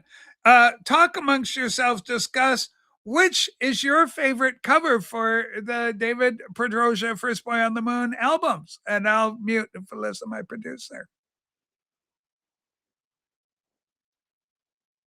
My producer is just giving me this information saying, can you please tell David to leave if David wants to? No, that's okay. Okay. Okay. What did, hold on. I said, Yeah. can you make sure David knows he's allowed to leave if he wants to? David, I've just received this post-its from my producer. You're allowed to leave. You're not, I'm not holding a gun to your head to be here. All No, right. usually I'm like, come in and say hi and then I bail. But today I set aside this time just to chill and relax. I'm because so glad. I even got my pillow. Yeah, relax. So- Enjoy the stay. Right, because I made the time for it to hang out with both of you. So All right. Well, we're glad you're I here. mean, unless you want me to go, or do you have something else? No, we don't want you to go at all. Okay. Have fun. Well, because we'll just cruise. We'll just talk. We did the album. We did the promotion. Now we'll just wrap and talk about whatever comes up. I went in once. There was a guy in there, but I just shielded my eyes, apologized quickly. I would be a little worried about dropping my drawers about some guy that I don't know. That would be it'd be tricky. I was at one of Liza Minnelli's shows, so I figured the odds are I'm safe with this crowd. You seniors know what she means. Go right ahead. That would be, she's not too worried about being attacked, is what the dear lady's saying. Okay, the question now from Wicked Exile, how long have you lived in Sweden now, David? I came here in 2012. Yeah. So yeah, it's moving on, right? 13, What's that? 14 years or 14 years. something. 14 years. Right, and I love it. It's really safe. The people are really down to earth. Sausage Link. Yeah, Sausage Link. Hell yeah. We're talking about boys' washrooms. Oh, okay. Russ Dawson, I got to do a big shout out. Ladies and gentlemen, if you are not following Russ Dawson on Instagram, this guy has got what a layout for his music room. I saw your picture, Russ. I was mucho impresoed. Did you tell me about it or did I tell you about it, Sue? I think I told you. You told me? No, you told me we saw it. I told you. Cause I said, look, you should see Russ Dawson's place. Put his Instagram up here. Check it out. Anyway, you want to check that out. Question again from Wicked. Hey, did you ever watch the Swedish series called The Restaurant? No, we have a channel called SVT. It's a government-sponsored entertainment, and there's tons of shows, but I haven't seen that. Sorry. Have you picked up the lingo at all? Do you speak the Sviji? A little bit. It's not that great, and their English is way better than my Swedish. So Right. I'm usually, if I'm dealing with the foreign person who doesn't speak any English, then I have to switch to my crappy Swedish. Yeah, but I guess, I mean, the people would like it if you're there, even if it's poorly alliterated, enunciated. because it's so people always like it when a foreigner makes an effort to speak their language, especially America, right? Center of the universe. You're the American, and you're taking it upon yourself to learn their language. I think that would be looked upon as if I'm Swedish or another from that, I would look at it as a compliment, as something nice to do.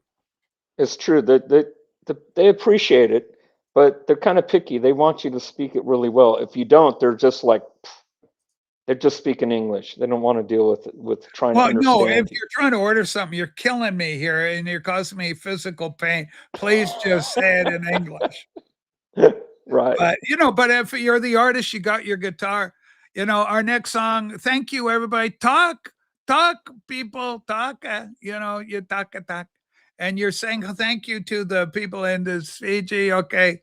And now our next song, will be sung in English. Away you go. Russ goes, thanks. So, hey, Russ, it is fantastic, man. I was really impressed. He's got one of those Ames style chair, maybe an Ames chair, but a beautiful wood leather combo and the layout. And he had the Beatles, the Massey pictures that Massey's got in his dining room. Anyway, it's all beautiful. Looks great, Russ. Great decor. And it's top tier. Yeah, it's from Look. I think it was Look magazine that had these Beatle poster prints. Ringo, they're all psych, right? They're all multicolored and psych, psychedelia. Right. And anyway, pretty cool. Okay. Okay, well, we got a question here. Beatle Babe, do you believe what Liza said about Lady Gaga at the Oscar people? I don't know about that. Okay, we got other problems. Not a word of it. It's Michael Feinstein starting drama again. I don't know what that's about. Michael Feinstein and Lady Gaga and Liza Minnelli. Do you like those old timey acts, David?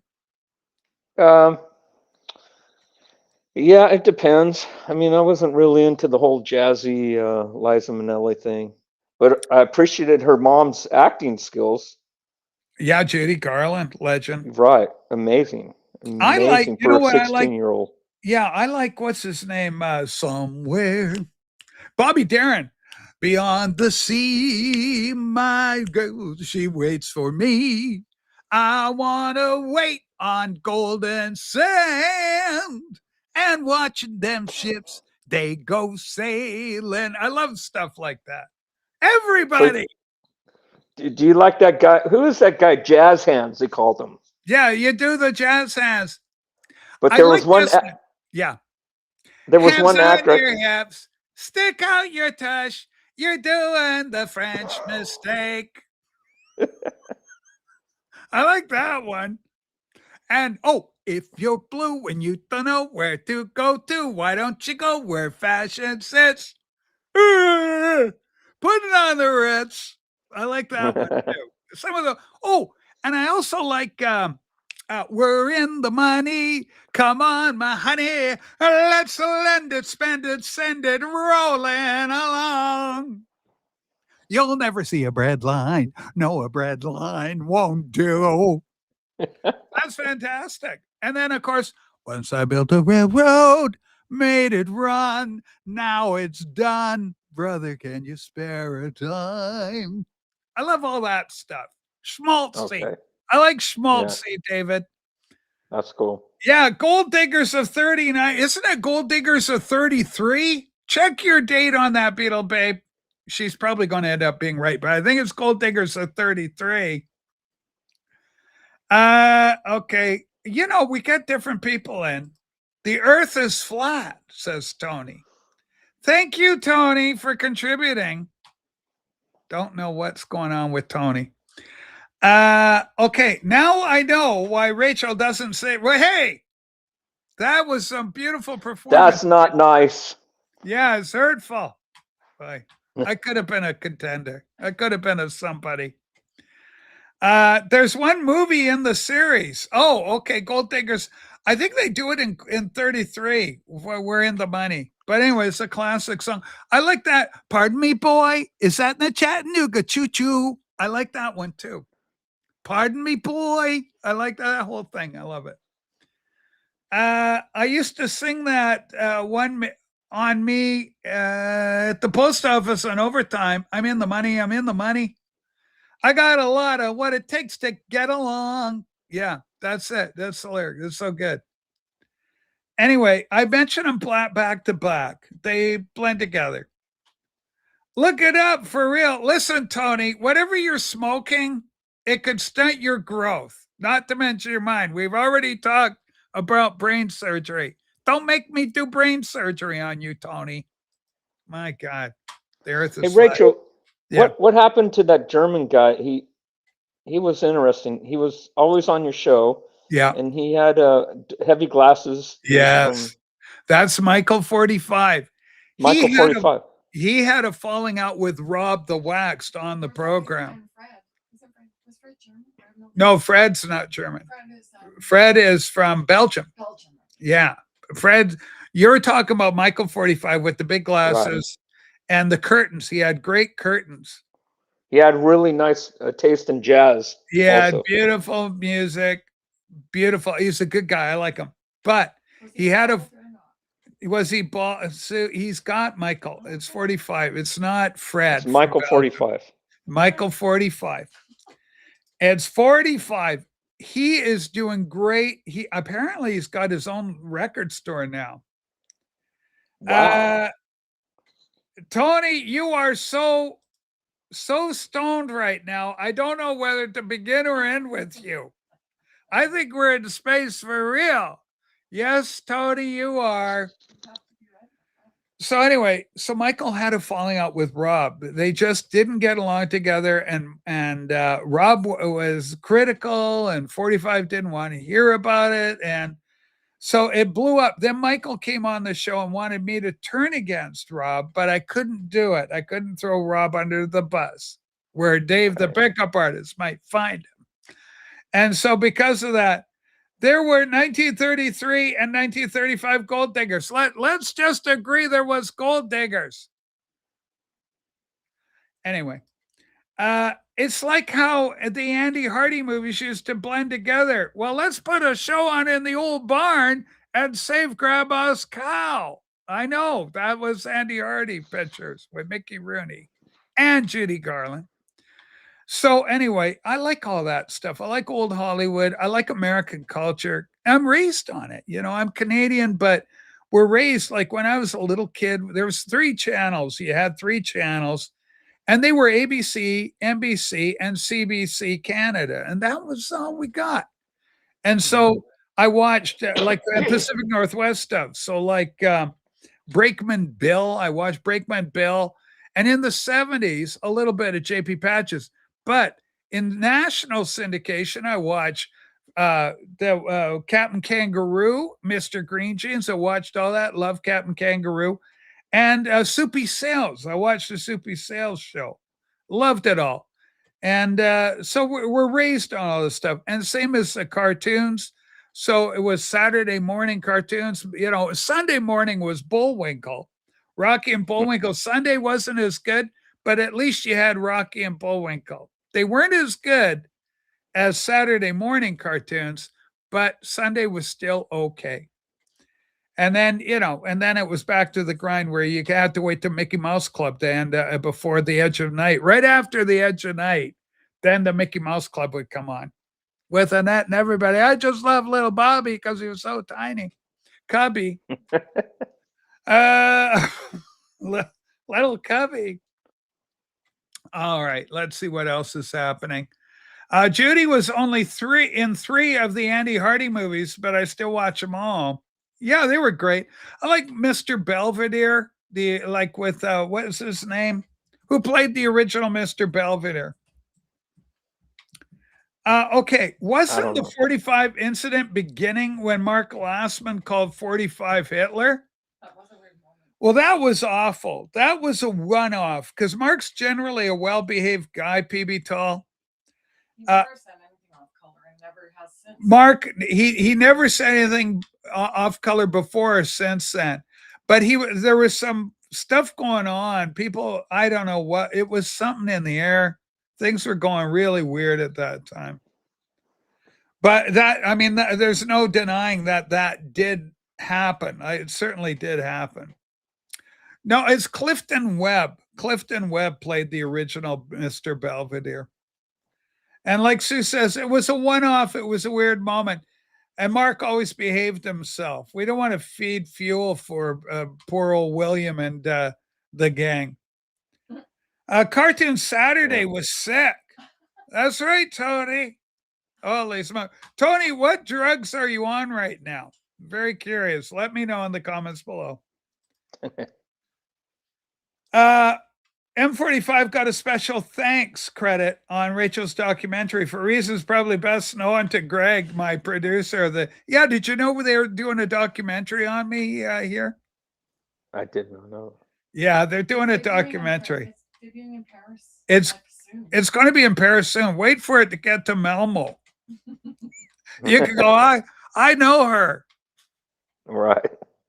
Yeah, you probably don't want it's all about it's centered all on the election. Greg wanted he's a liberal guy, but he wanted to center it all on the last US election, much to his chagrin and repentance, I'm sure. But anyway, he went out boldly where no one went before, and people generally, because people hate it.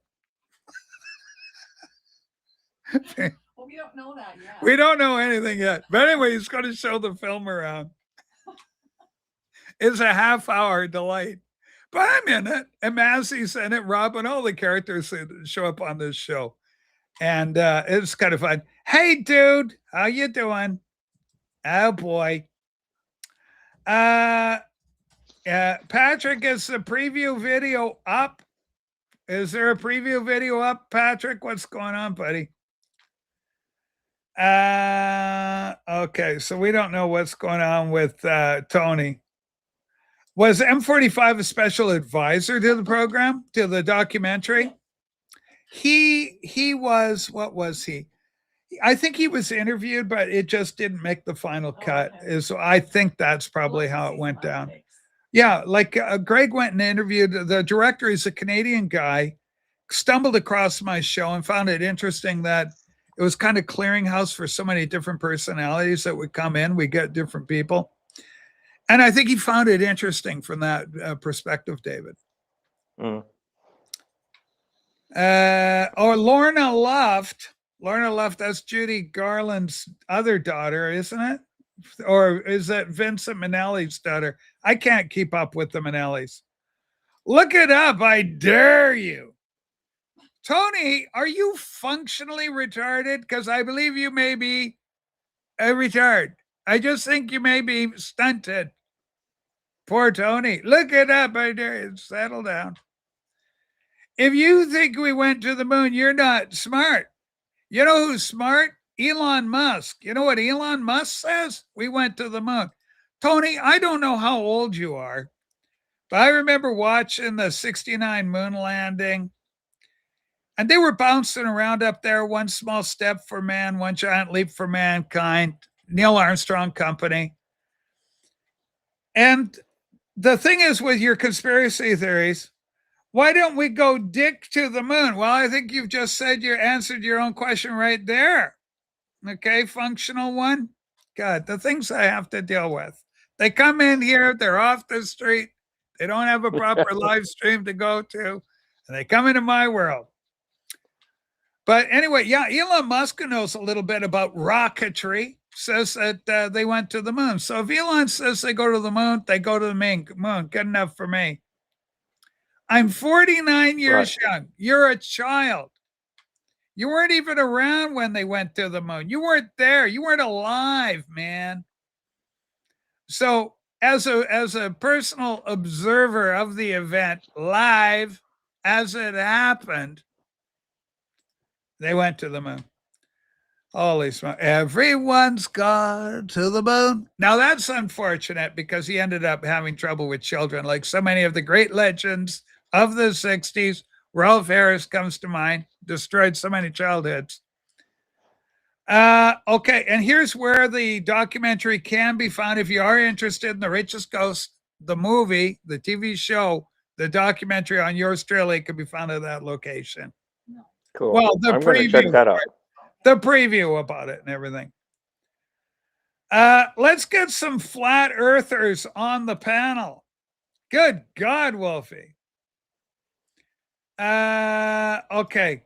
It's a paper process. NASA said that's funny. Thank you, Tony. You seem to be a little fixated. Here's the deal, David. You got these guys. I don't know what your experience is with marijuana or buddies that are chronic. You have any buddies that are chronic? Oh yeah, I do. So chronic guys, they love Tesla. They get baked and then they start talking Tesla. And they go, Tesla created a machine that you could travel in time, and you're like, oh, okay. Tesla, and it's all Tesla. It's just whack. You saw it on TV. That's funny. That's right. In those days, we had these little boxes called television sets, Tony. Oh, my God. They built a Saturn V rocket in 1968, so I should know. I get baked and I don't love Tesla. That's because you have a hatred towards Elon Musk, Beetle Babe. It's for real on TV. Well, it wasn't F Troop, numbnuts. Okay. I like that show. I know, it was good. Larry Storch, legend. He lived to be in his 90s. Forrest Tucker, not so lucky. Ken Berry. And we were just talking recently about Melody Patterson, who played Calamity Jane. She was 16 years old. She had just turned 16 when she got her role. That's fascinating. I only hate Elon for breaking Twitter. Break Twitter. He made Twitter. He saved the world by creating Twitter. Make sure she just does the X program. What? She should just follow the For You on Twitter. Yeah, just follow the For You, Beetle Babe, and all your favorites will still be there. Most of them, anyway. Okay. Okay. Look at them when they came back. They were depressed. Look it up. For the love of God. Because you go out, because you're so out in space there, Mickey Dumb Duck, that you're constantly depressed. Because you're sitting there going, oh, I'm on my flat earth. I could fall off the edge. Oh, no. God, absolute nutball. And Hey, that's not, yeah, go, David. I have a question for Beetle Babe. Okay, go ahead. About, you mentioned she was a publicist, or can you tell us some more, Beetle Babe? What did you do? Yeah, Beetle Babe, tell us more. It's getting dark in Sweden. It is. I can see through your window there. Yeah. It is. 9 hours ahead. So what's happening? Is Sweden north enough where it's constantly midnight kind of thing phenomena? No, that's when you get way in the top of Sweden. Yeah. Thank you, Russ. We love you. And great Instagram page, my friend. Okay. She did webpage design for Pete Townsend. So cool. She was Pete's webpage person, but there is her and one other individual. So I think he had two. But she was right there, met the band many times. She knows them all. Wow. Pete Townsend, what a great songwriter and a great guitarist. My God. That whole the whole Tommy album. Yeah, it's fantastic. It sounds amazing, like on a good system, a good stereo system, the fidelity on that thing. Oh my God. And even the reissue sounds beautiful. It's power, just power shots. So many great hooks with their music too. Da da da da da, bum. Oh yeah. Da da da da da, bum bum. And it's the same thing. Da da da da da da da da da. In the overture, it's got that flow, but it's got the syncopation as well. Right. Okay. Armstrong said to a little girl, we did not go, look at, okay, whatever you want to do, Tony. Tony, just enjoy your hashish. Enjoy the high, my friend. Enjoy your high. I almost did web design for Nez too, but I stupidly posted about it too soon. and my friend snaked the position out from under me. Wow, people are unreal. Okay, Tony, people aren't real. There's no moon. We get it. It's all made of cheese. We get it. We all know. It's all good, Tony. Holy smoke. What do you think of Tesla, Tony? Pretty cool, huh? You think they got a time machine going? Let me know what you think, Tony. Holy smoke. Quadrophenia, the eternal debate. Are you going to be more for Tommy or Quadrophenia? I lean towards Tommy myself. I think it's better. Right. I grew up with Tommy. By the time Quadrophenia came around, I was like getting into punk rock music, I think. You know what the thing with Tommy was I remember the I forget what it was. It was the Universal Orchestra out of Kansas or Kentucky or something. Speaking of why 45 left the program, it all points to one individual. Wait. Rob I mean, the Rat. hold on. Yes. Uh-oh. He's going through I've been summoned. going through something. Take your time. Look at he's all by the frozen and spirits. everything. I'm coming in. I don't know what the fuck you're talking. You're coming in hot, Rob. Oh, You're wait, all like what am I- there. Well, you're all syncopated. You're all staccato. Well, I'm in a vehicle moving. Do you hear me? I hear you fine. David, do you I hear you. Rob? I can hear Rob. Hello, Rob. Nice to see Hello. you. I'm coming in blind. I don't know anything you've talked about. Okay, we're talking about the earth is flat. We got a new friend called Tony, and he's saying the word is flat. He goes, All right, and he Rachel, goes, make how me- stupid the bee. He's saying his latest comment says, Ra- how Rachel, stupid make me the bee. You're a moron. He Go now take a bath saying, and what shut up. that about? Tony, English is a very You need to have a useful bath there, Tony. Okay. Tony is clearly high right now. Hey, Rachel, didn't you privately? We're an full on Tony today. He's just nuts. He's my new friend. Thanks for being here, Tony. So, Rob, are you off to the Orange County Record Fair show?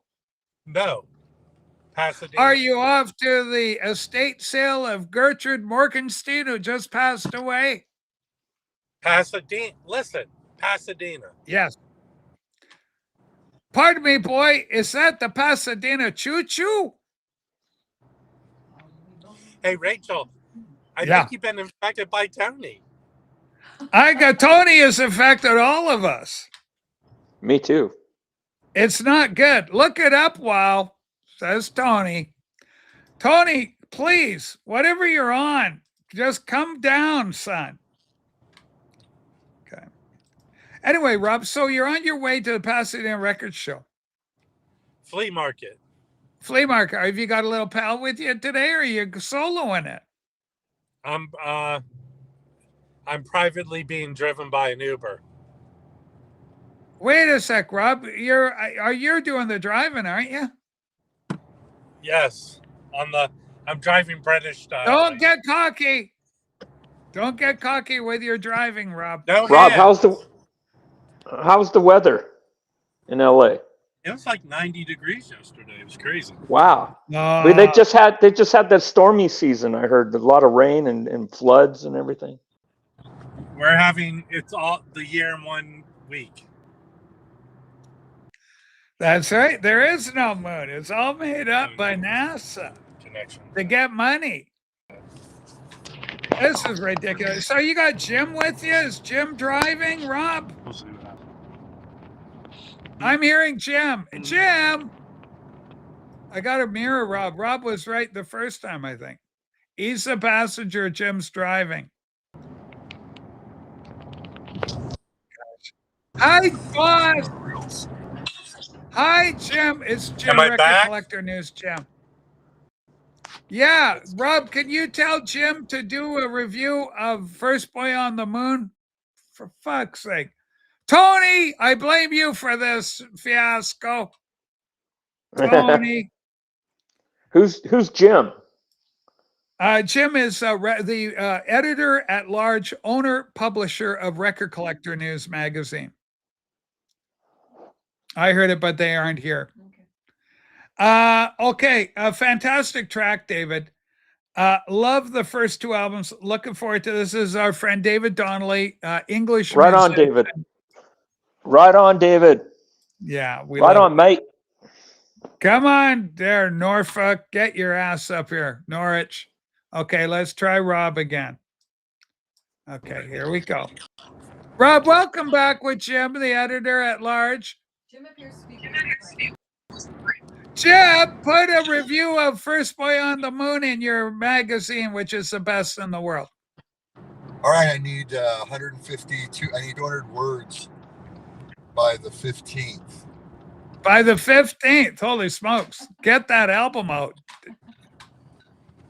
Anyway, it's great to hear from Jim as well. You guys are on your way to Pasadena. Rob, have you got something in mind at this flea market, or is it you're going in blind with hope in your heart?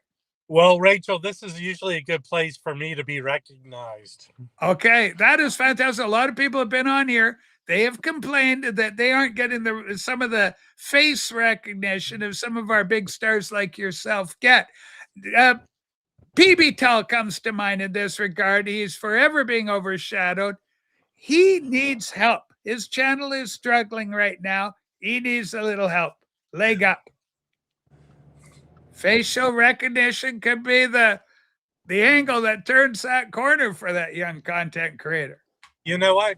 I'm thinking when PB Thou comes down in a couple weeks, Yes. I think of getting him a t-shirt that says I'm with him. I'm with the star. That Yes. would be fantastic. Uh, I love that. Could Jim also have Star Glass and Jim Guts recognition? I get side recognition from from everyone else. right. Rachel, when I'm Yes. with Jim, I often get asked, thank you. Or they usually say to me, they don't ask me, thank you Okay. for supporting Make-A-Wish. Okay, what do you think about this comment? This is from our beloved Beetle Babe Jen. Everybody's channels are struggling right now. Not mine. I think Rob and I are doing good. We're kind of humming along. We're doing pretty good.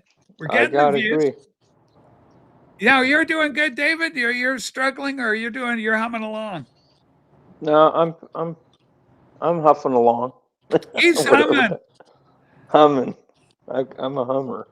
Okay. I gotta block this guy. Did you block this thing? Oh Who do yeah, have to you gotta block that. I blocked it. It's You're done. blocking Tony? I know. I'm blocking something called Record Collector Snooze and talking about Oh. your tracksuit. So Yeah, I had to it's- blow it out. Rachel, we know who that is. I know. So I blew it out. I blew it out the Rachel. door. It's Yeah. a one of 3 chronic masturbators. Jen, you got to be going. You got to ask mom and dad if you can get out of your chores and get down to LA Fest 2026. And it's going to be a veritable who's who of YouTube community superstars conglomerating in one great area, Los Angeles, California. Terrangelus. Look at this. Rob is frozen and Rachel, he's going to I'll say be there signing he's back to autographs, talk to $5 us. a piece. You're doing good, Rob. Just be your sweet self. Oh, he's back. Oh, he's gone. He's in, he's out. Internet. It's like Fridays at Liza's place. Hey, Rachel, Yes, I really appreciate you, and I appreciate you. I'm so happy that you have me up here. I'm gonna get rolling because the sun's going down, and I'm gonna All right. eat dinner. Ladies and gentlemen, yeah, go Susie, ahead. Susie, thanks for your help. Hey, we love you. We'll go hiking up David, there. have a great day tonight. I mean, Ladies and gentlemen, Love you too. it's David Pedrosia, better known as First Boy on the Moon. His first 2 albums. The 3rd album is coming out within a month or so. In about a month. And so the vinyl is actually, you're going to have that copies in hand, and we can get them in a month. Make sure you come back, tell us about it. Get Beetle Babe, talk to her on the Instagram. We'll make you. I think she'll be able to reach out. Check your Instagram, and let's get you making some money, man. Right on. All right, Thank David, you, we love Rachel. you. Thank you. Love you too. All Bye. right, Have a nice day. thank Bye. you so much. David Pedrosia, first boy on the moon. Okay, now we're going to go deal with Rob and see what Rob has to say. I'll help David get out of here. Boom. There he goes. Now, Rob is struggling. We don't know what's going on with Rob. Holy smokes. We'll just see how it goes. Let's see how Rob is doing.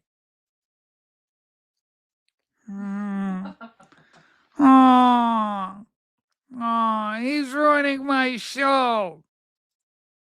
Oh. Rob's not doing great. Ladies and gentlemen, we're so glad you're joining us for today's episode. Rob is struggling to come into us from the road. Let's put the link out, see if we get other talent up. Hopefully it won't be Tony. At this point, I'll take Tony. Oh my God. Okay. The difference is I have somewhere to stay in New York. But in LA, I don't. What about Liza? Does she have a place that you can stay? That would be great. A cabana. I like cabanas. If I go to LA, I'd love to stay in a cabana, beautiful little box with a pool of my own pool. I think that would be fantastic. Rob fell off the Earth's edge, I guess. Well, that's unfortunate. Holy smokes. Ladies and gentlemen, what can I do for you? Holy smokes. It's going to be a short show today. We just can't bring her up. Huh? Yeah, we just, because I got a day to do. We got a life to live. Marty's going to be on a little later today, I think, everybody. No Marty today. He's got his daughter over visiting. So he's got family stuff going. Well, folks, let's just leave it at this as a first boy on the moon spectacular. James Farley, we love you. I want to thank everybody for showing up today, especially Tony. And we will be back on Tuesday, and we'll do it all over again. I want to thank everybody for being here. And we'll get David back when his new album becomes available. And we'll make sure we got you folks. We'll get